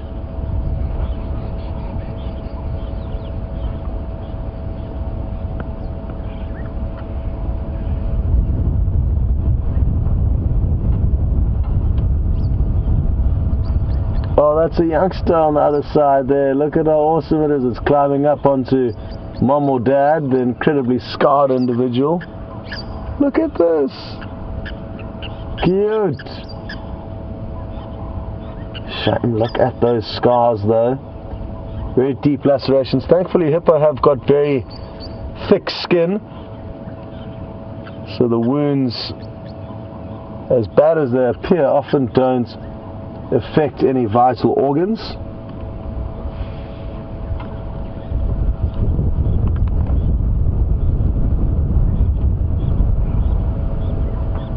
What do you think of that excited squirrel? I can't hear it, Liam. Where is it?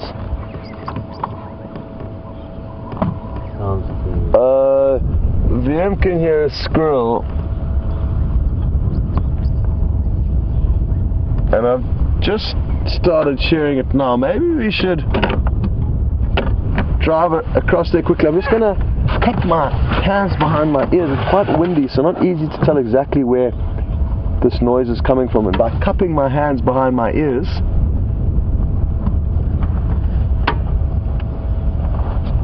it may help increase the size of our satellite dishes.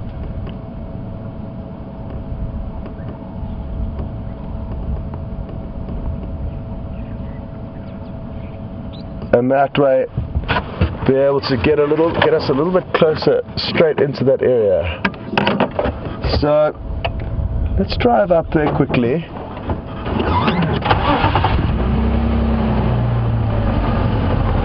Oh, well, thank you very much, Auntie Lynn, for confirming that there were actually 4 hippos here yesterday. No way! We've got something awesome here. This is going to be incredibly cute. Can you see those little birds there, Liam?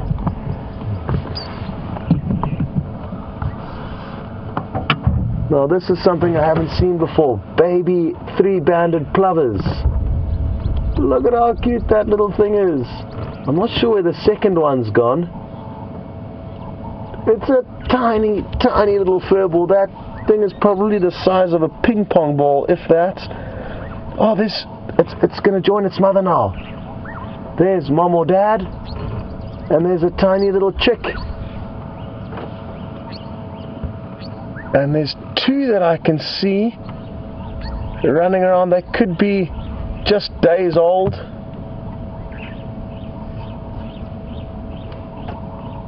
Awesome. And a few more wonderful birds have also come into the area that I'll show you a bit later, but let's make the most of these cute little chicks.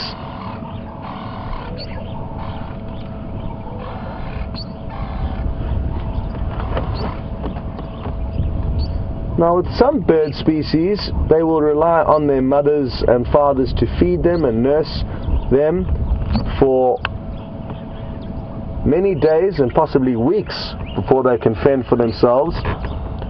But birds like these little three-banded plovers will be able to fend for themselves from the moment they hatch. All that they will need from their parents is guidance. And that's the same for geese, the Egyptian geese that we've seen.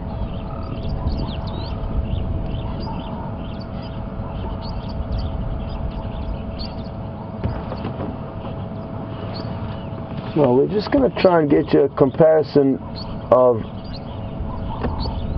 an adult and a youngster in the same frame. You did get a brief glimpse of that earlier. Here's another one. Well done, VM.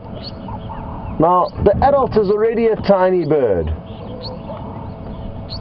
And what I'm thinking of doing is actually, I don't know what a good comparison is, but I guess the balls of elephant dung that they're walking past gives you a good idea of how small they are. Tiny they are.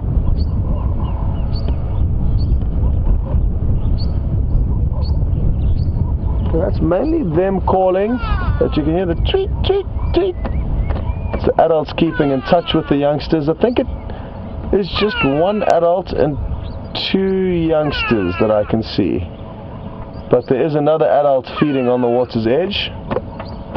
Now a go away bird calling. What has it seen? I hope it's not a potential threat. As a bird of prey would be a dangerous customer for those tiny little chicks. What you'll find is with a lot of those tiny birds that are born with the ability to kind of fend for themselves but need their parents' guidance, is that their camouflage is incredible, and if there's any danger, their parents will let off the alarm, and all they need to do is literally flatten themselves to the ground. Just drop flat, stop what you're doing, lie down, and the camouflage will do the rest most of the time. Well, good to know that there's some new additions to the birds here at Buffelshoek Dam. The squirrel appears to have stopped alarm calling. No, it hasn't. It's still going. So let's go up around onto the other side of the waterhole and try to work out what the squirrel has seen. It could be a leopard, a lion, a bird of prey, a snake.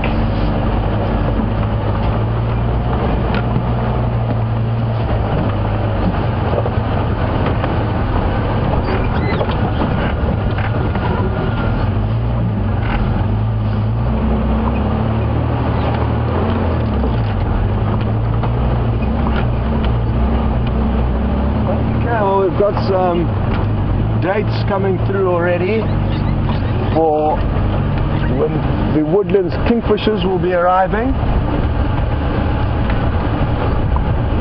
and Mike, who's desperate to see them, says the 16th of November. Kathy says the 20th, that's her guess. And Christy thinks the 23rd is going to be the day.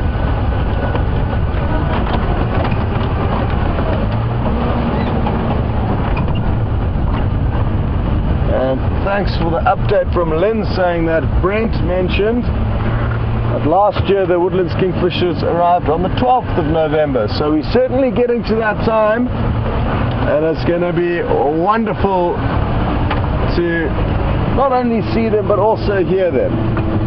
It's strange though, it's one of the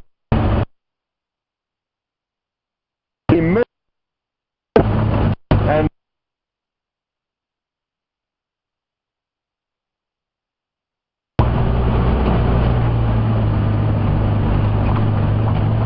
sorry, I forgot to mention that that little dip hasn't got very good signal.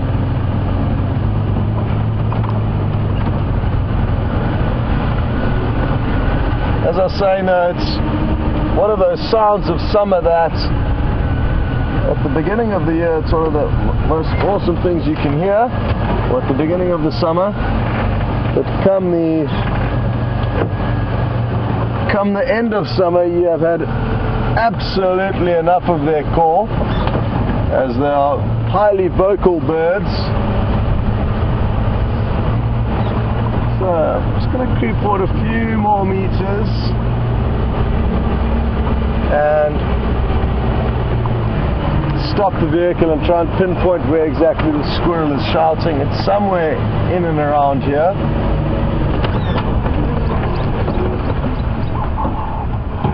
Okay, turtle dove calling. Crow, crow, crow.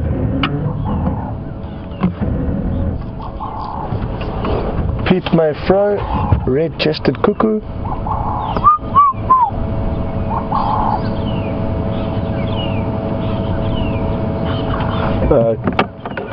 Okay. The squirrel is in a tricky spot.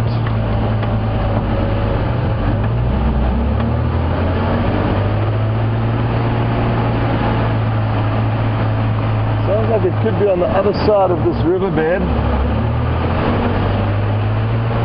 We'll try and get around there.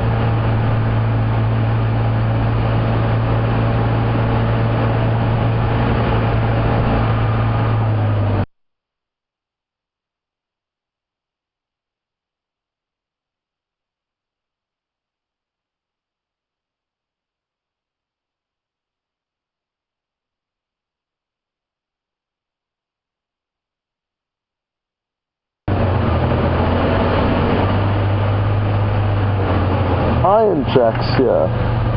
Interesting.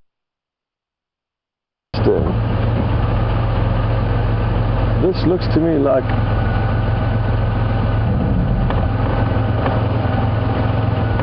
it could even possibly be, no, that is lioness. I was thinking maybe a large male leopard.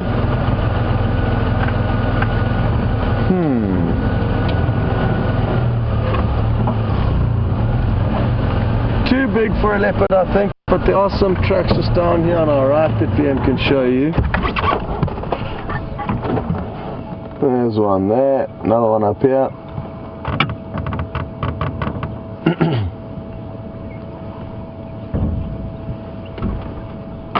Tricky in this very soft sand because the tracks will look far bigger than they actually are in soft sand, as there's more movement, as the pad is depressed. So just about anything will feed on those little chicks.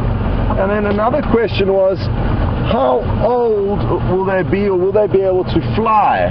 Now Sandra asking, will they be able to fly from when they're born? And no, they won't. Just like little geese, even though they will be self-sufficient, i.e. we could take one baby chick from its mother, or even an egg, before it's hatched. As soon as it does hatch, all we have to do is take it to an area where it can feed, and it will feed itself. The same for those little plovers, but they won't be able to fly at least for a couple of weeks or so.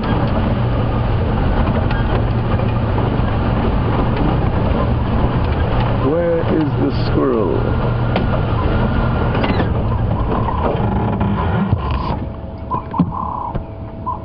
Always worth checking alarm calls, but I'm not hugely excited or convinced that there's necessarily going to be a big catcher. My initial thoughts on the most likely suspect that the squirrel will be shouting at is a bird of prey.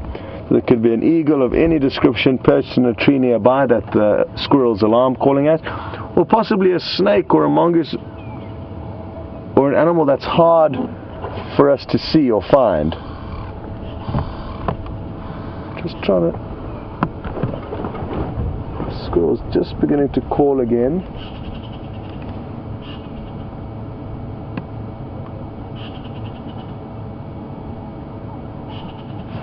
I think we've actually just gone past it.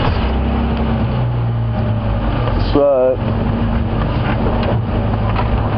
give me a moment or two more and we should hopefully have the squirrel in our sights. It sounded like it was calling from this large knobthorn tree up ahead of us here.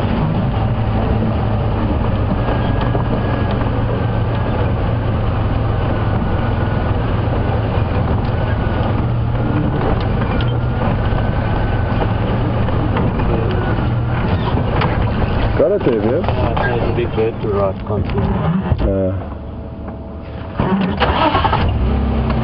Vim spotted something.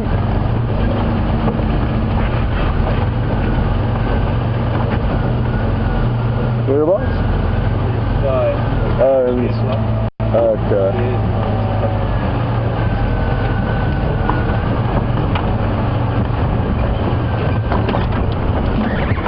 Not sure what eagle there is soaring above us. Vim should be able to get you a glimpse if it leaves the area of the tree. There you go. What are you?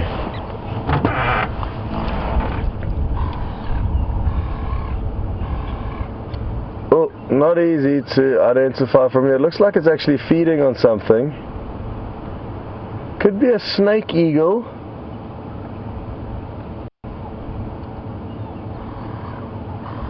I think it is a snake eagle, but can't be certain.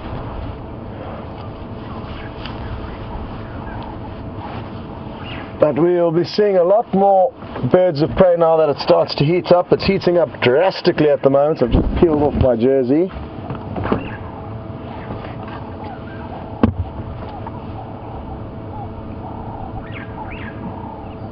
Most of the birds of prey will wait until it's heated up so that they can more effectively and efficiently ride the hot air thermals rising off the earth. That's why the early hours of the morning you typically don't see too much in the way of eagles. Well, the squirrel seems to have gone quiet, so we will give up on that search, but always nice just to move around a little bit and explore a general area like this waterhole rather than just stopping at one edge of it. And it's in the moments where you spend time in an area where you get to find little gems. Whereas if you're just flying from A to B, you often overlook a lot of the smaller things that are happening out here. Chris Rogue was mentioning that she was hoping that that squirrel would have been shouting at an African rock python, and I like where your head's at, Chris. That's one snake we haven't managed to show you so far this summer, and would like to rectify that as soon as possible.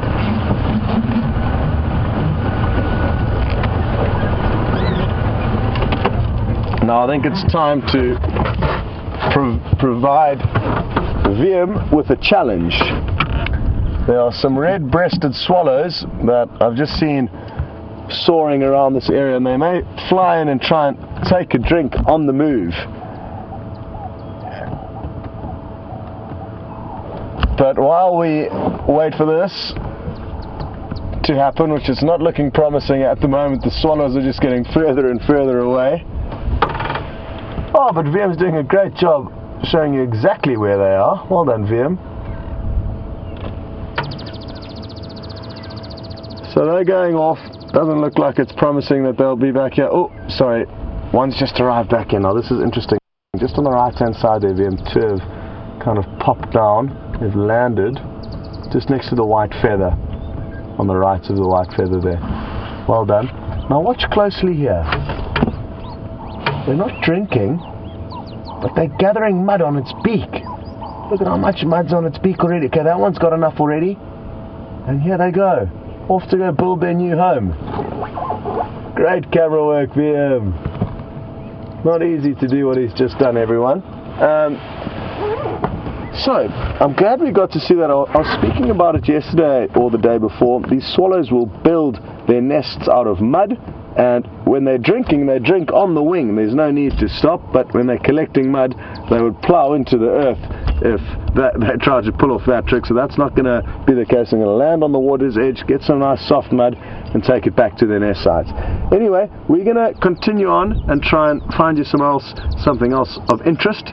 But Jamie has already got something large and exciting that she would like to show you.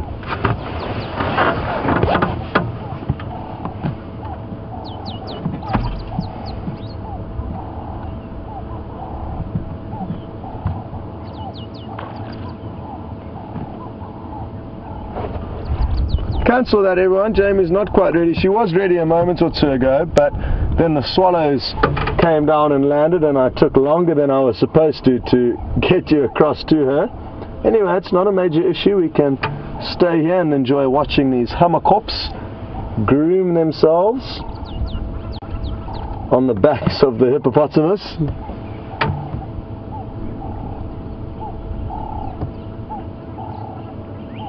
Well, this could well be a monogamous pair of hammerkops. They do form lifelong bonds, and the interesting thing about them is not that they're monogamous. Many birds are monogamous, but the fact that they build an absolutely ginormous nest, sometimes 2 meters by 2 meters,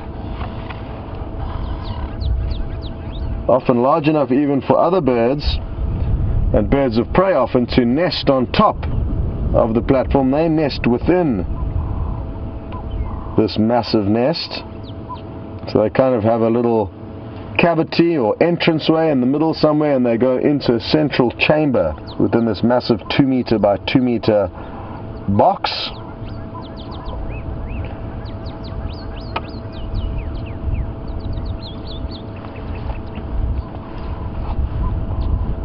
But sadly there's no hammerkop nests around. They must be nesting somewhere, and hopefully it won't be long until we find one of those nests.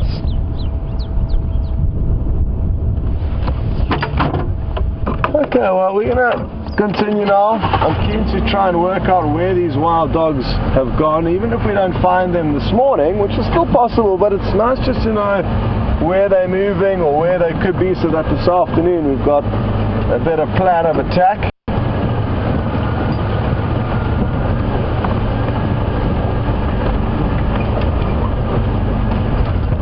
Oh, well,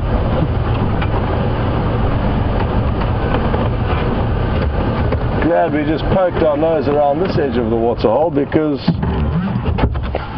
as you can see, some Cape buffalo have just arrived for a drink. They could well spend the rest of the day here relaxing, or they may head off in search of food, as there's not much food around at the moment. VM, maybe quickly here. I don't know if it's going to land again. The red-breasted swallow's already back.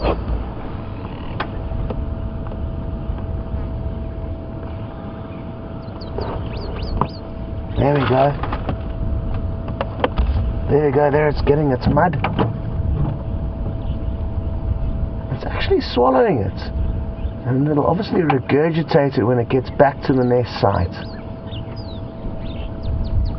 I don't think it's going to swallow that though. No, that's going in the beak. And it'll be wonderful to know where they're building that nest.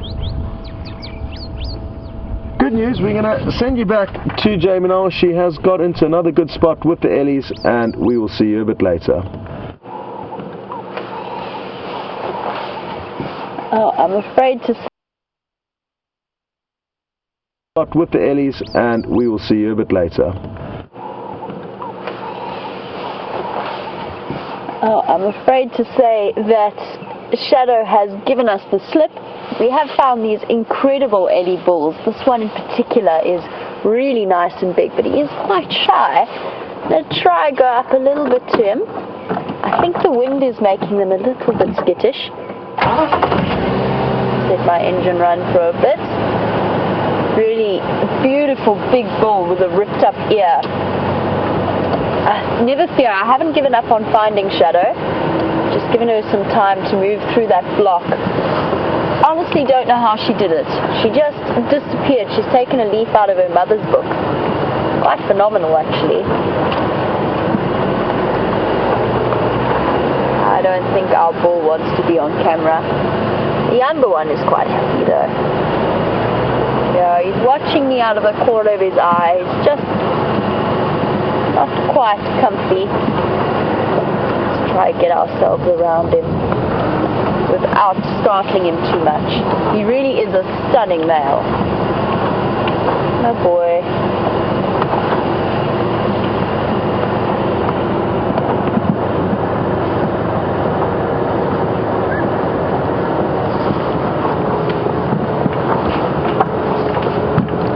know that he is through the trees at the moment, but he's going to move out and into our space soon.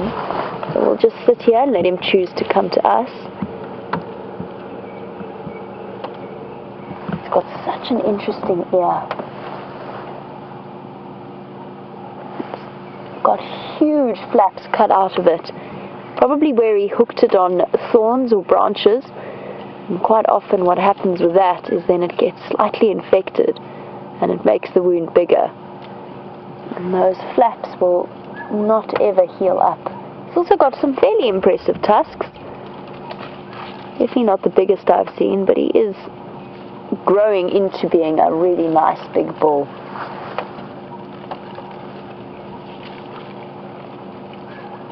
Something phenomenally peaceful and tranquil about male elephants, especially a little bit older. There you can see he's hiding in the trees, but he will come to us, or he will come out into the open.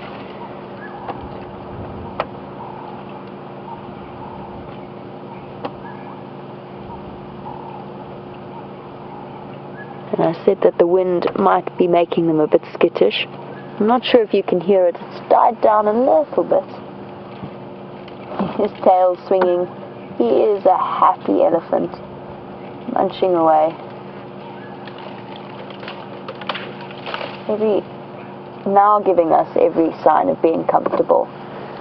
Earlier on he was a little bit unsettled, rocking, doing that rocking motion that elephants do when they can't quite decide what they think about your presence, and then they shift their weight backwards and forwards and onto different hips. You can see he's making short work of what looks like a blue guari tree. Just blowing out some air there. You can see the pink of his mouth as he works that trunk around.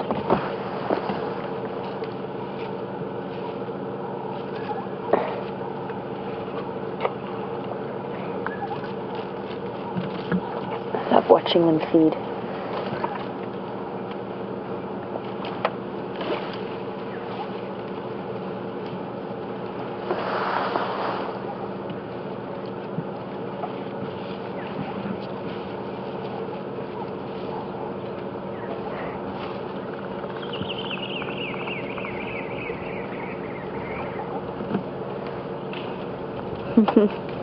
Well, poor Rizzo. I'm glad we managed to finish off our Big 4 list for this morning's drive. Not bad, really. We've done pretty well for a morning drive and seen quite a few things. That's the wonderful aspect about these, or just being in the bush actually. It's not just the live safaris, it's being out here in the wild, is that you never know where your day is going to take you. And I must add that I never ever thought I'd see a white-faced mongoose, just to add to the list. That was definitely a fascinating find, but it wasn't actually my find, it was Tebbs's find. So we have him to thank for his excellent spotting eyes. And as for Miss Shadow, I'm sure we will find her again. I just wanted to stop and have a look at this beautiful, peaceful bull. Although he hasn't done as I requested him to, he hasn't come out into the open, that's okay. Here's that tattered ear that I was talking about.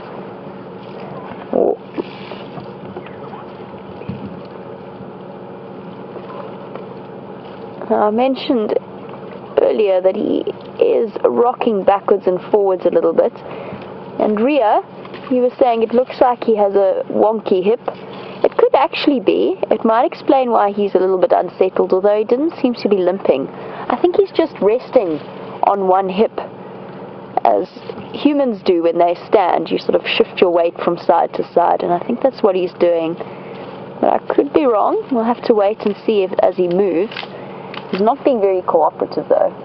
He's kind of hidden himself away behind the guaris.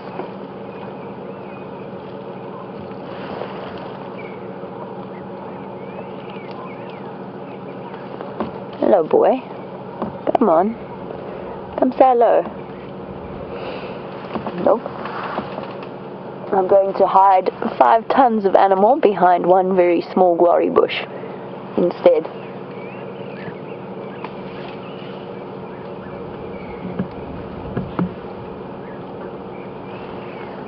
You get a certain sense of peace sitting with them. I don't know, maybe it's just me, but I'm always filled with a sense of contentment.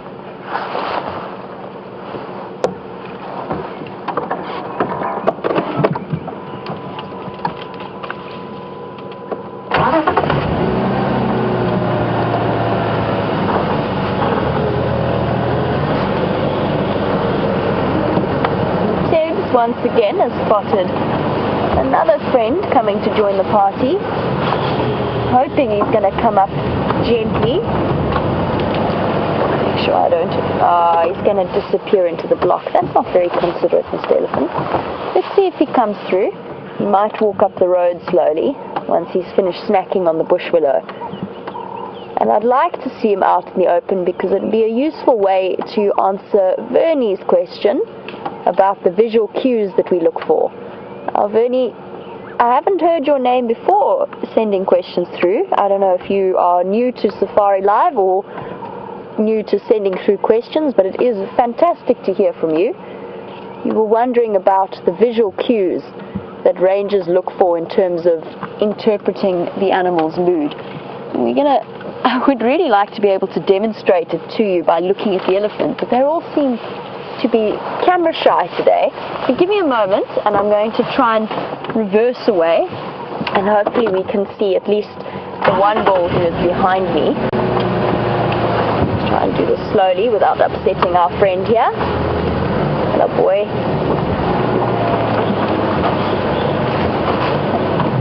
And just to add, I don't think for 1 second that they understand the words I'm saying, but elephants definitely understand tone and they respond to it as well.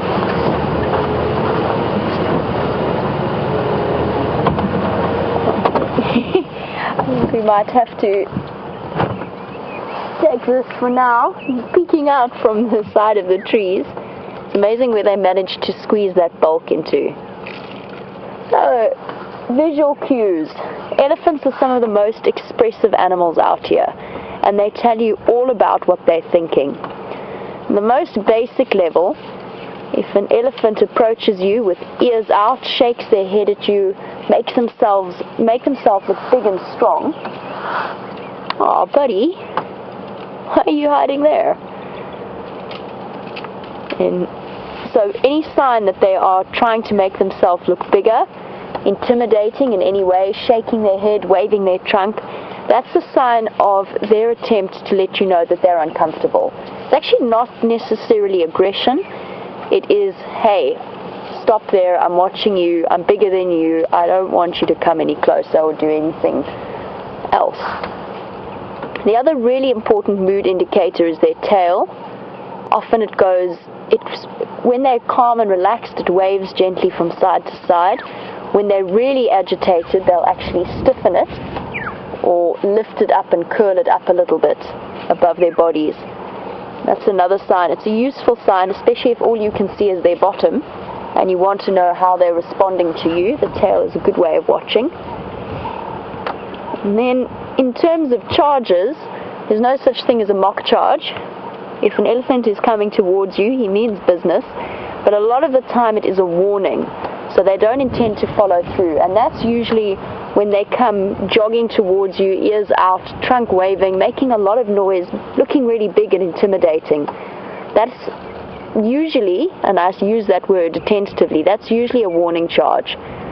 The next step is if they go quiet and they fold their trunk up and they tuck their ears back and they come silently, that's a very, very serious charge. That means that elephant means business. But it's all about respecting them and their personal space. Elephants do not attack without reason. There may be 1 or 2 cases where you don't know exactly what's been happening in the elephant's life, but for the most part, they've got serious capacity for thought. They're not mindless creatures, and they're not out to get us, obviously, as we can see. He is perfectly peaceful. So the trunk, the ears and the tail are the main parts of the body language that we watch. And one trick they do employ, which is, he's eating now because he's perfectly calm and relaxed. You can see it in every aspect of his body language. He's not even looking at us. Aha, hello my boy. Our other bull, he's still not popped out yet. We'll stay with this male for now. And hopefully our other bull is, with his tatty ears, is going to come out soon. What I was going to say is we're watching this bull munch away at the bush willow. Sometimes what elephants do is known as displacement behavior. So if they're upset with you, but they can't quite decide how to handle it or what they're going to do, then they pretend to feed. So they put food in their mouths. Ah, here we go. Thank you, mister. Oh, don't disappear. There we go. This is the beautiful bull I was talking about with his tatty ear. Nice and relaxed again. Look at that ear. Incredible.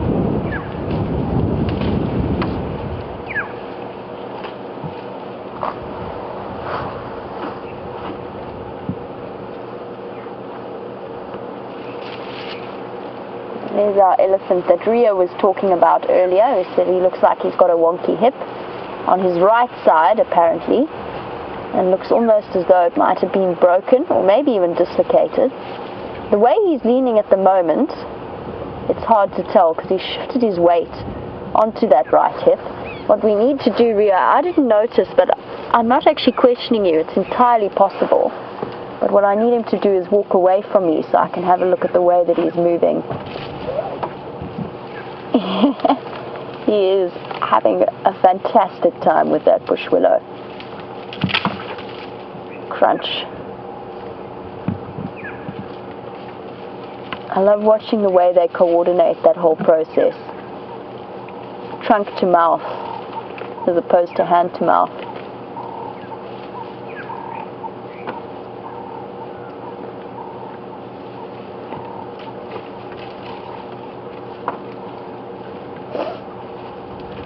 Using that incredibly dexterous tip. Actually amazing to think about that trunk and what a unique device it is. It serves so many purposes, and there's no other animal that I can think of that really, apart of course from the Asian elephant, that has a nose that is so dexterous and well developed and capable of so many different tasks. Tiny little moments of coordination to twist and turn and get those leaves exactly where they want them. He's got that waxy deposit in the corner of his eye. We often see elephants with those.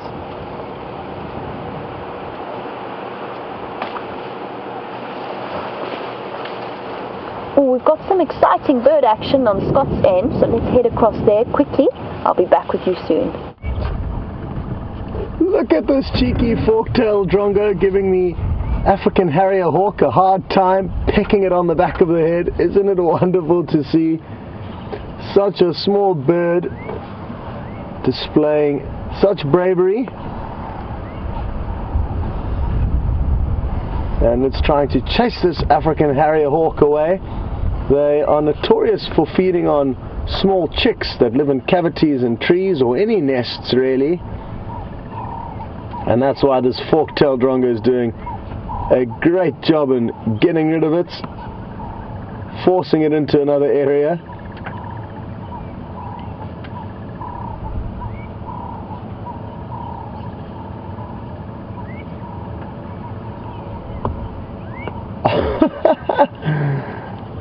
Can you believe it?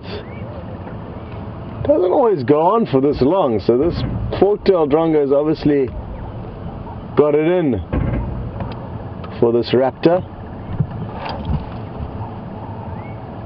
And you'll probably find it squawking at it as well, but it'll be very far away, so we won't be able to hear the calls of the drongo.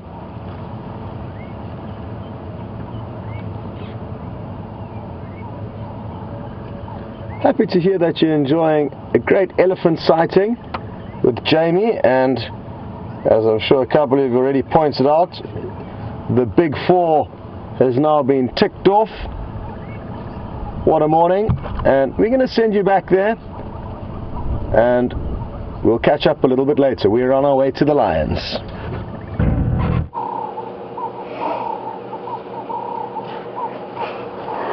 I really love it when fork-tailed drongos do that.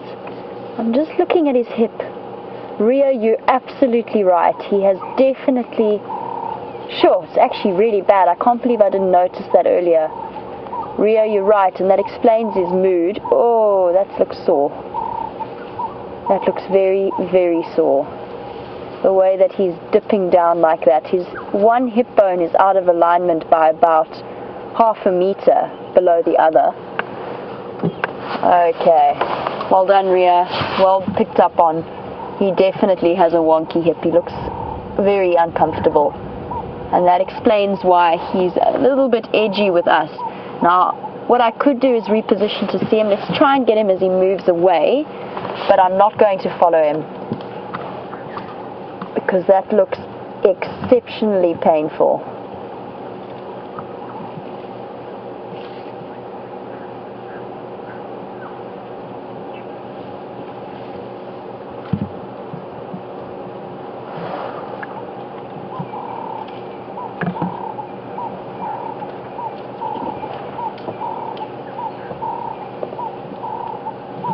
Going to watch him for a moment. As I said, I'm not going to follow him any further, because I don't want to cause him to have to move faster or more than he has to. Now, he's easily identifiable apart from his wonky hip. He's got that incredibly tattered ear. And Mercedes, you were wondering what it was that caused that those tatters and rips in his ear. And most likely thorns that hooked in. And it just takes a little nick and a cut, and then what happens is, because that ear skin is so thin, just a little bit of infection that eats away at the edges makes it bigger and bigger, and then once it does start to flap, then it's easier to hook. And you can imagine, you've seen the environment that they move through. I think that's pretty much how elephants, and all elephants have patterns of rips on their ears, even if they don't appear to. They'll have tiny nicks and cuts and spots. As for what's happened to his hip, I honestly don't know. He might have fallen, although elephants tend to be quite coordinated creatures, but he could have fallen. Or it could have been, I suppose it's possible it was a birth defect, but I don't think so. It seems to me like an injury, something that's happened fairly recently by the way that he's limping. It's not swollen though, so it might not have happened in the last few weeks.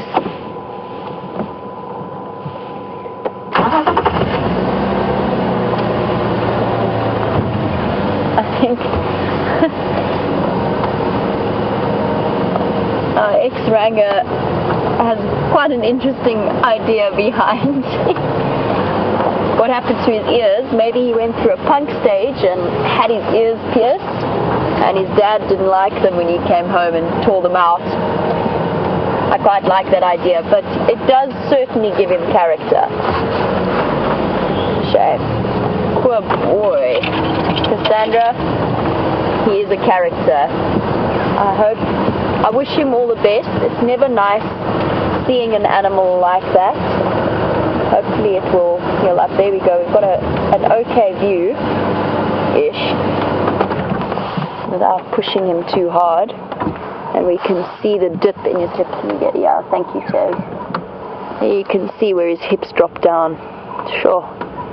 Dislocated, possibly broken.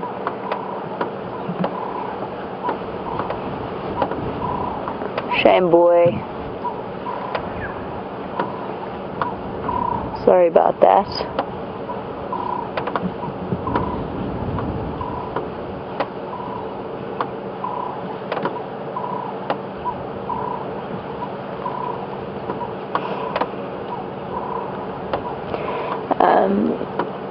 Now, we might see him around. He is a bull, so that means he's going to cover more ground, although maybe not as fast as the others.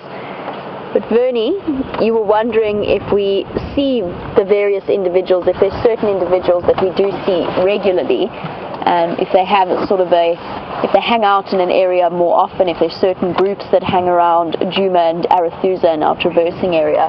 And there are. I think it is seasonally dependent. It depends on the resources, but we have had weeks where we've seen the same herd over and over again. There's one individual in particular that I know has been seen over the last year of the live drives at least, and that is the elephant with the snared trunk, a female with a sort of three-quarter trunk. It's cut off towards the end, and it's healed up perfectly. She's perfectly capable of feeding herself, and she's got two youngsters with her. She, to me, is one of the most recognizable ones. And then there's an elephant with a backward-facing tusk, and then there's also another elephant with a backward-facing tusk, but a third tusk. So the backward-facing tusk goes down like that, and then there's a tiny little tusk that sticks out of the top. All elephants that are really easily identifiable. I think we probably do see them regularly. Elephants do have home ranges. They can be enormous, and of course we're open to Kruger. So these animals have 3 million hectares worth of ground to wander around in. But you will find that certain herds are more familiar with places than others. It's not like lion prides where they are only really in that area. They do move around and it's quite fluid, but there will be certain herds who favor areas. You will see them. I know that those two big bulls, there's one big bull that Brent is very fond of, who's been hanging around Djuma for the last few weeks, and I hope he sticks around, but again, you could see him anywhere.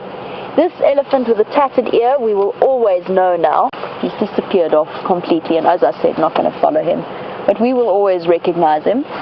The nice thing that is in his favor is if that has healed up, if it is a dislocated hip, animals are incredibly resilient. He'll form a nice scar tissue capsule around that hip. He'll still walk with a limp, but it probably won't hurt him very much. And because of his size, it means that he's not really all that threatened from predators. It's not going to make him that much more vulnerable.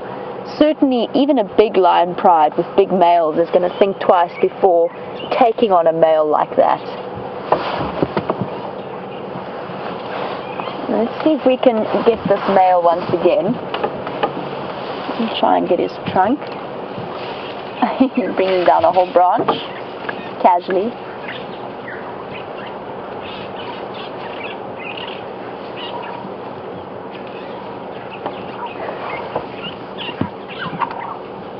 And just having a look at this male through the trees. Other ones disappeared. As I said, in answer to Bob's question, his hip is never going to come exactly right. It is always going to be shorter than the other. It's always going to be, he's always going to walk with a limp. I would say an injury like that with a dislocation level like that, it's highly unlikely to heal, but it will get better. He'll still walk with a limp, but I think he'll be okay. I hope so. I do feel for him. Definitely looks very uncomfortable.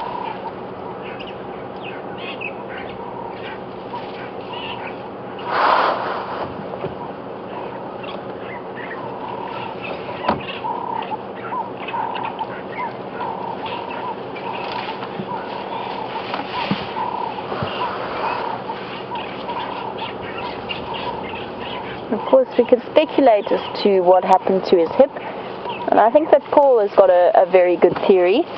It could be an injury that's been done to him by a fight with another male, particularly when they're in must.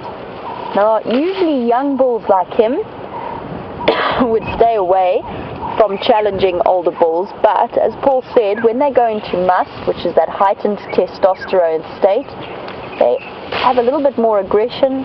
They are more tempted to try and follow the females and take risks to mate with them. And it could be that he encountered a larger bull, and that larger bull, and really it's only elephants that are capable of inflicting such tremendous injuries on another elephant. It's unlikely to have come from anything else. And just off to the left we saw this bird with Scott earlier, but just to the left of our elephant is a, drongo.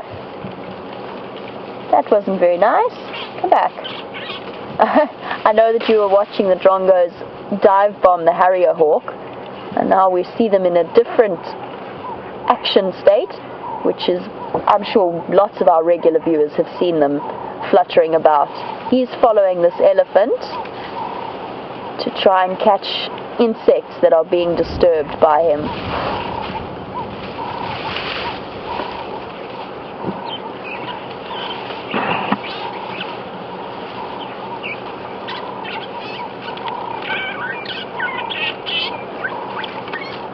I know that to see that elephant bull, and believe me, it is very sad to see from our side as well.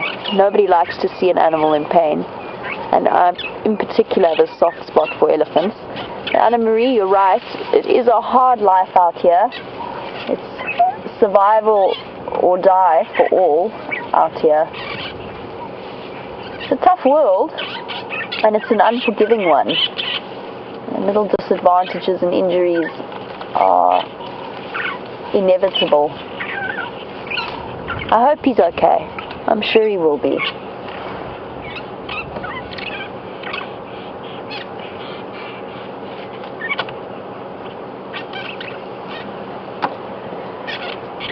I said that he will survive and probably heal up fairly well, if not, although with always the weakness around that hip. Destroying this entire bush willow here. But just a mom, you have an interesting question, and that's whether or not he'll be able to mate.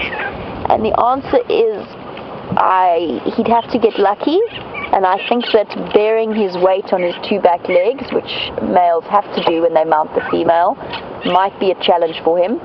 And again, he would, as I said, he'd have to get lucky because there'd have to be no other males competing for access to that female. Personally, I think it is unlikely that he'll have a chance to mate. But you never know. You might encounter an elephant herd where there's no other males. You've picked up on a female in estrus. I think it would be difficult for him though. I can imagine standing on that back leg, with 5 tons worth of weight would not be terribly easy.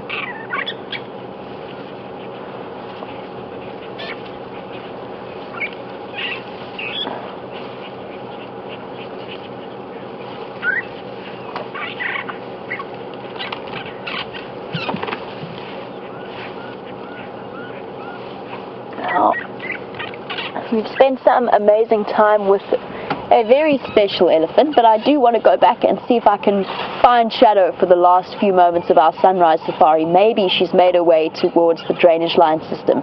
In the meantime, Scott has returned to the Birmingham boys, so let's head across there. I'll be back with you later.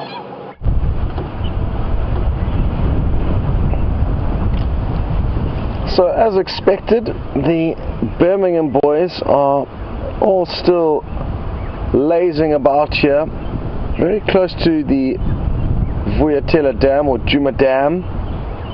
Sadly though, they will be out of view of the waterhole camera, but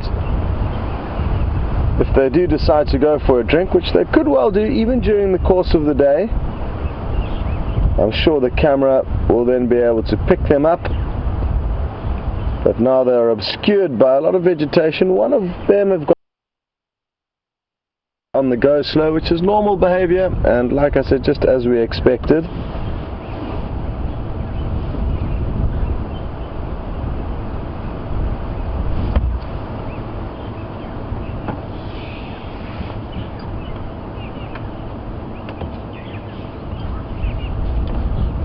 And they will sleep for about 16 to even 20 hours a day, which doesn't leave us much time to catch them on the move. I know Mo in Chicago is interested to know when are they most active, and certainly at night, especially in the summer months, Mo, when it's very hot during the day. Winter's more conducive to predators being on the move, especially lions during the daylight hours. But even taking this temperature aside, the cover of darkness is what suits them best. So even in cold temperatures and cold climates, you'll tend to find lions will generally move the most at night time. The same does go for leopard, but It's not necessarily the case every single day, and even though they may have a routine for any given time of the year as to when they are most likely to get active in the evenings or in the mornings, nothing's ever fixed out here in nature, and they could surprise us and all 5 of them get up now and go for a drink, even though it is unlikely.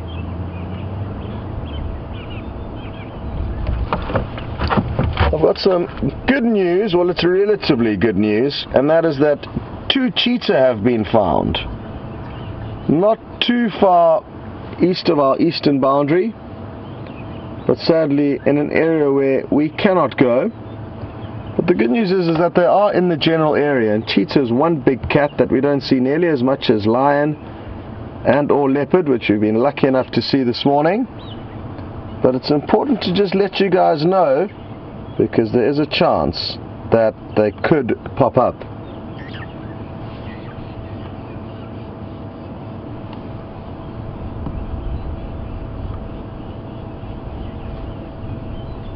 And Laurie Ward was just asking about cheetah this morning and said we haven't given any updates recently. Well, there we go, Laurie. They are still around, but they aren't seen very frequently. And the Sabi Sands is definitely not one of the wilderness destinations you would decide to go if cheetah was your favorite animal. There's not many around here. And that's mainly due to the fact that there's a lot of lion and leopard. Now, even though the vegetation's thick in this area, that's not the only thing that prohibits cheetah being here. They're highly adaptable. They can hunt and be successful in thick bush, even though that's not what they're designed for. Their incredible speeds of up to about 60 miles an hour will be used best in open clearings. Now, if we were to take all the lion and leopard out of the Sabi Sands, there would be plenty of cheetah and they would do well. But because of the thick vegetation combined with the high amount of predators that will both be able to kill cheetah, both lion and leopard are more powerful and dominant than cheetah and will kill them. So sadly, that's one big contributing factor to why we don't see cheetah very often.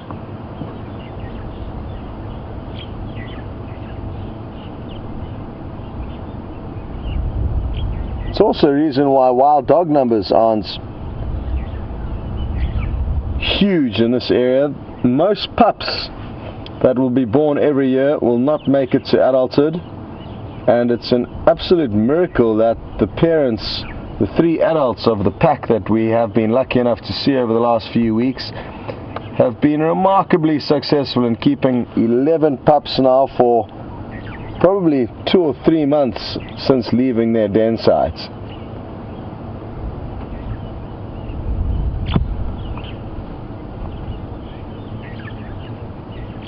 When we were sitting here this morning, because I knew the wild dog were in the general area, the thought did cross my mind that I hope that the wild dogs don't come tearing through the bush in towards this waterhole, because that's often how they come unstuck. They move at high speeds and they can run straight into animals like lions, which with one swat of their massive paws would kill the wild dogs. They are so much smaller than these big male lions.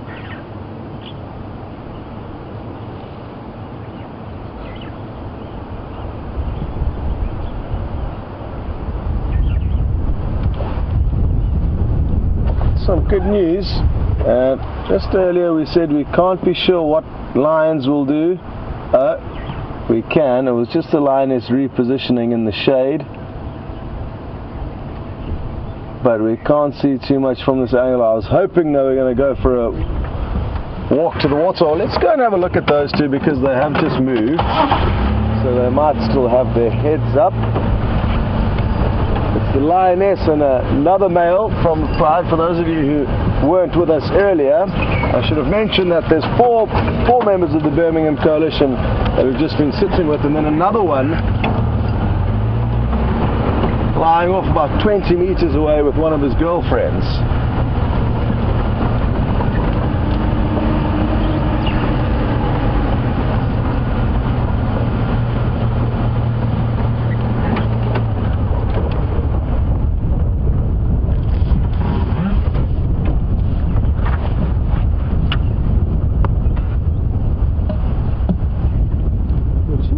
urinating, so you'll see an increasing puddle, although the ground is so dry at the moment. So there's just interesting lion behavior. She's got up and walked, and look at him doing the Fleming grimace. So that smell is probably driving him crazy, and that's why as soon as she got up, he got up and followed her. She must be coming into season. There goes another Fleming grimace. He's curling his upper lip to... Sadly, he's not doing it facing us, otherwise that would have been a little bit better, because we could have seen exactly what he's doing, but he's almost smiling, which opens an organ on the upper palate, which allows him to better process smell. Lions, leopard, buffalo, a lot of animals have the ability to do this.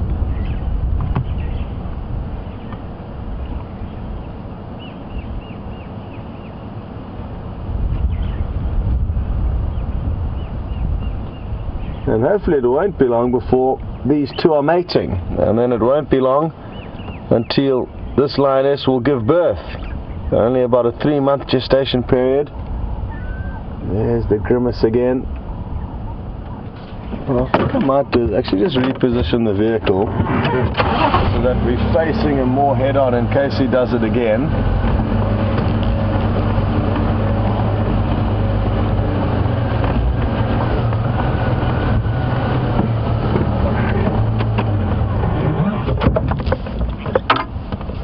Looks like he might. He's going in for one more big sniff, and then after this big sniff he should do the grimace again.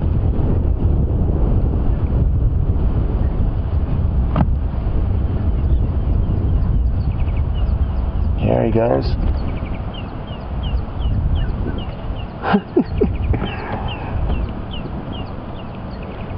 And you can even see the little drops of moisture dripping off his nose. His mouth is watering, you could say. He's just keeping a close eye, making sure his brothers aren't getting as excited as he is.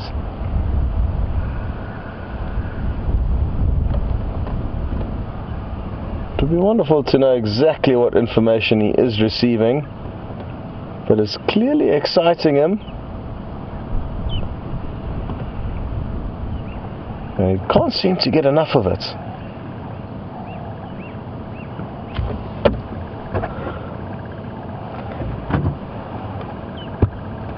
Lion is just lying there patiently. Look at how cool this is. So this is again called the Fleming grimace, which opens up the Jacobson's organ or vomeronasal organ, depending on your preferences.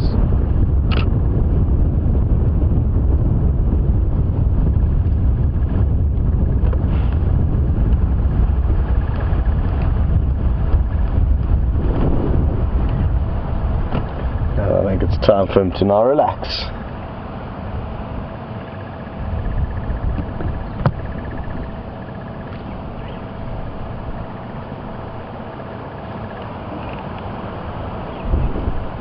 Very pretty lioness this. She looks to be in good condition. She's got a very nice face.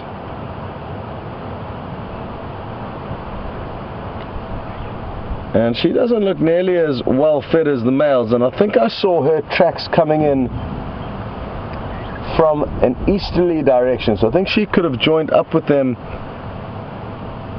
sometime last night. I just had a brief look at the tracks. The rest of these males appear to have come from the west.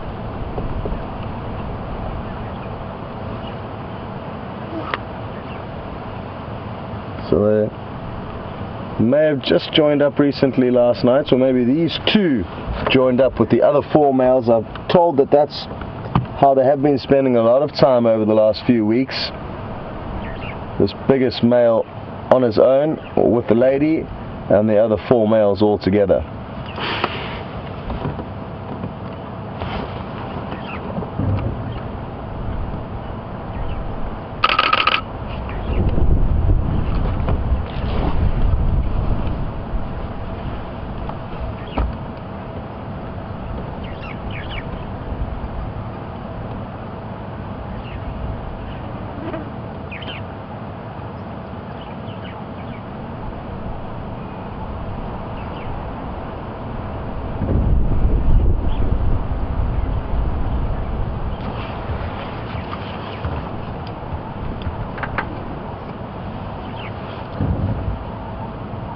Now, Vernie is interested to know if this is the most dominant male within the coalition of Birmingham males, and yes, he will be. The fact that he has got the lady and the other 4 are lying off to the side is a clear indicator that he is the most dominant. I'm not sure if it is the same one that mated with the Solala Pride Vernie that you're talking of. There's been so many ongoings that I've lost track of what's happened, but there have been other males within this coalition seen mating with females. Now, that will happen from time to time. If one male is absent or possibly very tired, another male will be allowed the rights to mate. But I think he is certainly the biggest of the 5, and size matters out here, Vernie. Usually the biggest are the strongest, and the strongest are the most dominant. But that won't necessarily last forever, and his brothers and cousins are catching up to him in size. I think he was just fortunate to be born a little bit older than them. So he's got a few months of extra growth, but they will eventually all catch up and be equally sized. And then we may see a shift in dominance. The dominance is only really applicable though when it comes to mating. I guess also at the kill, size will be able to, and strength will be able to jostle one individual into a best position over another.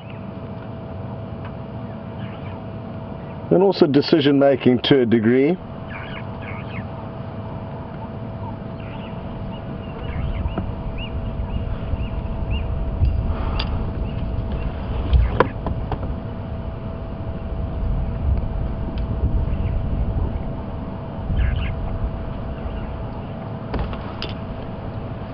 Lady's taking some time to do some grooming.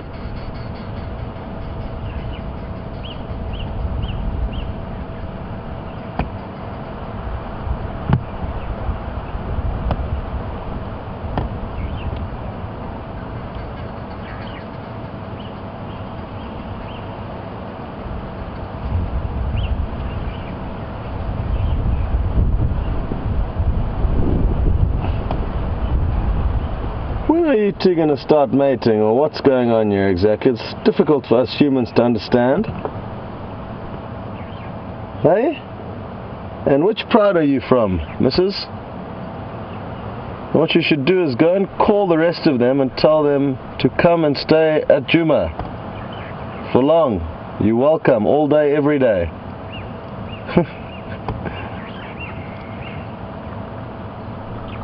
And John has just remarked that he thinks that this is a smart lioness to team up with these 5 Birmingham boys for the time being, and you're right, John.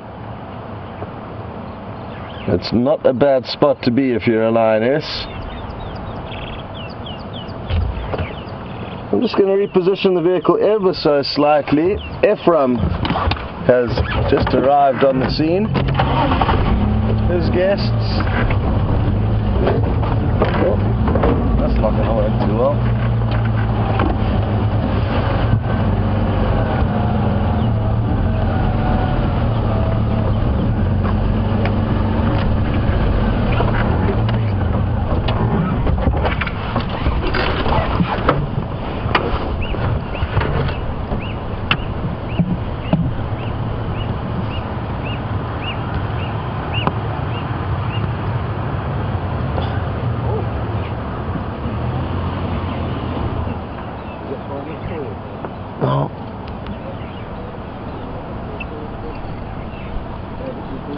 Anna Marie has just asked if this male is the individual who's been named Scrapper, and no, Anna Marie, he's not.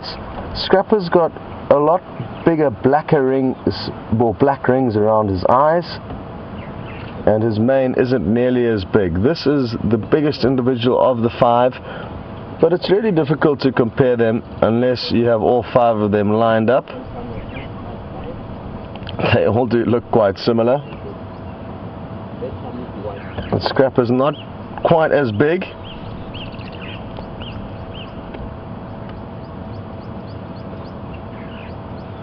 Sadly, what makes it difficult for all of us is that the majority of the time that we see them, they're all lying down and sleeping, which doesn't make for the best comparisons. But in time we'll get lucky and be able to hopefully spend some more time with their heads up and on the move, and that way we'll start to pick up the distance differences in them a lot easier.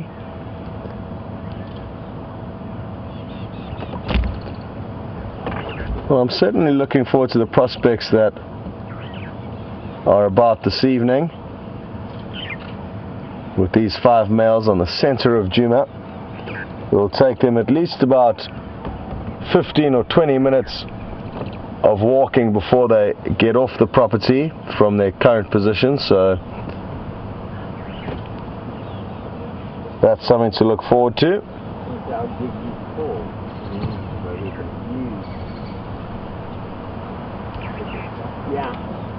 And even though it's a very, very bright sunny day, it's remarkably cool at the moment. I'm not sure what the temperature is now, but it's not nearly as hot as it should be at this time of the year. Cool breeze blowing, and cool weather is lion friendly. If it's swelteringly hot, they may sleep well into the night before moving. Yeah, because we can be in the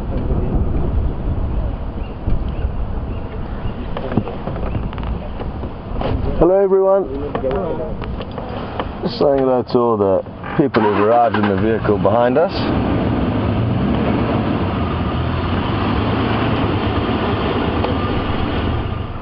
So I didn't really have a good moment to acknowledge them as they arrived.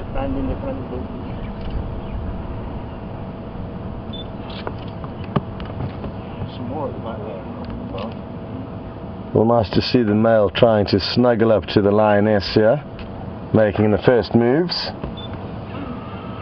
She doesn't seem too interested in him.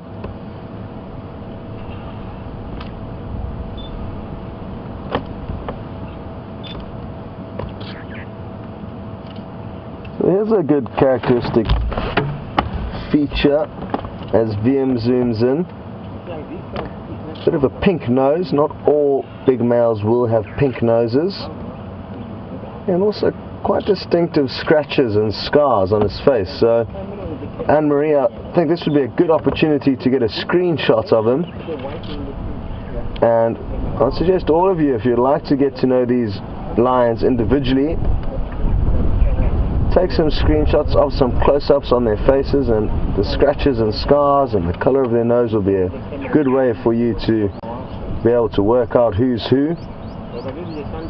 And even if you just give them your own individual names, or even if you just number them 1 to 5, then you can at least keep track of who's who.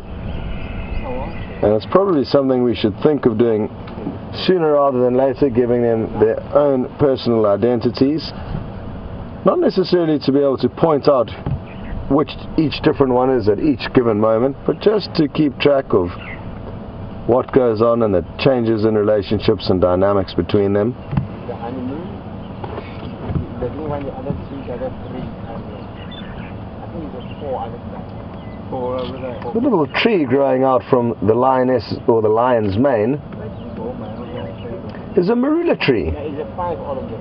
And it's got a long way to go before any leopards are going to be sleeping in it, but for now you could almost, it's got another big cat lying on top of it, not really on one of its logs, but that's what that tree is there. A long, long way to go before it gets to one of the iconic marulas that we get in this area.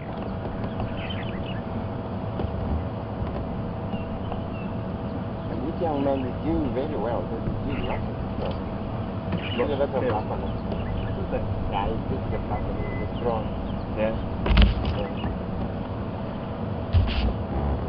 I'm just going to let Ephraim know that there are some more members of the coalition just up ahead. If Hello? the rest of the Madodas are just up ahead, eh? Oh, yeah. Okay, good. Okay. Not English. No ingwe if. Efram was asking if we had seen any ingwe, which are leopard, and sadly not here on Djuma.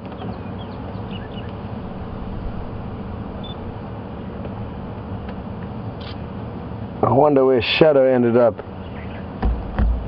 disappearing to. Still good that you got to see a glimpse of her this morning, and hopefully this afternoon she'll reappear.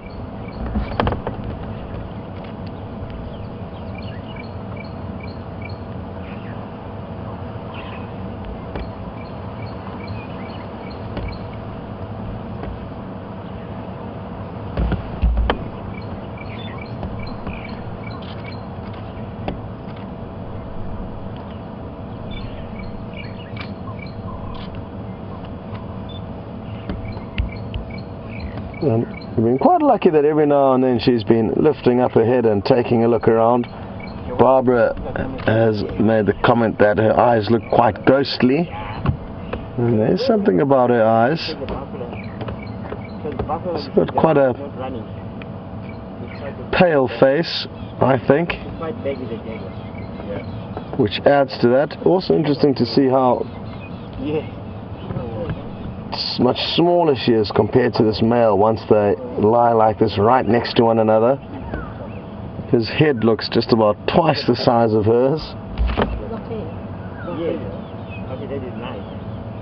How many lines? Was there so many lines? Oh, 1 mile.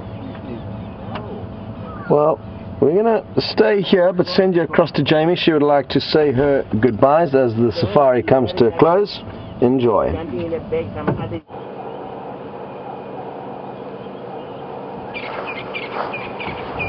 No luck with Shadow, I'm afraid. She appears to have melted into the shadows and disappeared off, but we have found an adorable baby Inyala for our last few moments of our sunrise safari. And it's actually quite a curious little one. I think it might be a male. I don't know if I'm imagining it. Oh, little one. You're so cute. Been watching us very carefully, trying to follow behind Mom, whilst keeping an eye on us at the same time. And shift back, see if we can get a nice view of the little one before we finish off.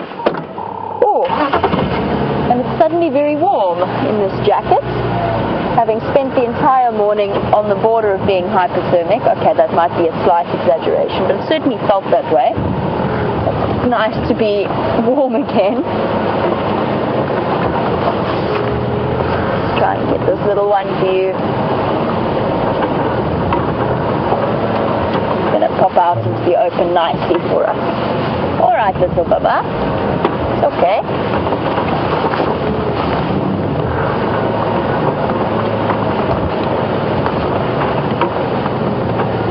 Oh, I think that Mom is going to cross in front of us. I'm going to let her do that and let her baby follow as well.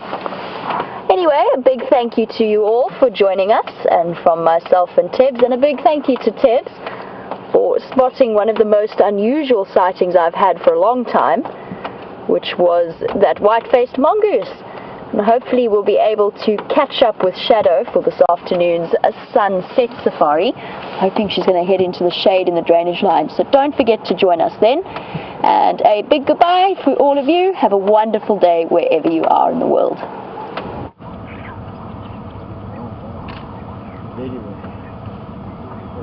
I'm sure you enjoyed the Inyala sighting.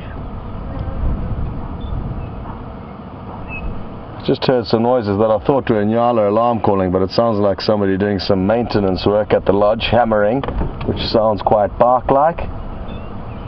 And I've just been chatting with Ephraim's guests on the vehicle behind us, letting them know what we do. And as so few people know about these live safaris, I keep urging everyone who does know to spread the word, because the more people that join in on the safaris, the more places we will hopefully be able to take you in the future. So spread the word, phone a friend, tell them to tune in this afternoon for the sunset safari. It would be a good time to join for the first time with these 5 males and the lioness here. I think there could well be some action tonight. hopefully they're going to be doing some hunting, and if they do, we can always extend the broadcast. I've already started planning for that, but there's no guarantees. We'll just feel it out and see how it goes. Another reminder, in case you can't tune in on the Sunset Safari, is that tomorrow morning's drive will be half an hour earlier than normal, so 5 o'clock Central Africa time until 8 o'clock in the morning, just half an hour earlier. And also spread the word about that, let your friends who watch the show know. A big thank you for joining, and it's been great fun. Well done to Jamie for getting us into this area where we found these lions. Kind of stole her thunder there. She called in the lion tracks and I asked her how I could come and help, and within a few minutes VM had spotted these lions. And also thanks to VM for finding the lions and for doing some great camera work along the way. Also to the girls in Final Control, great job. And we're going to spend the last minute just taking a close look at these magnificent lions.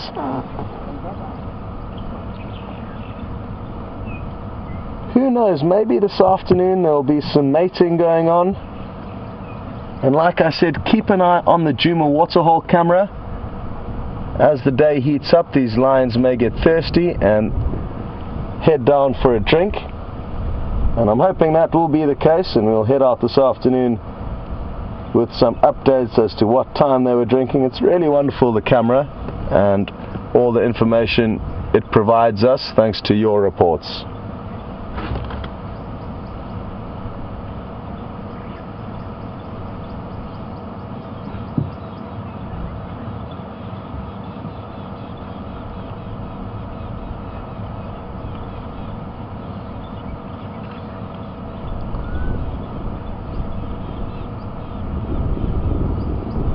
Okay, everyone, goodbye.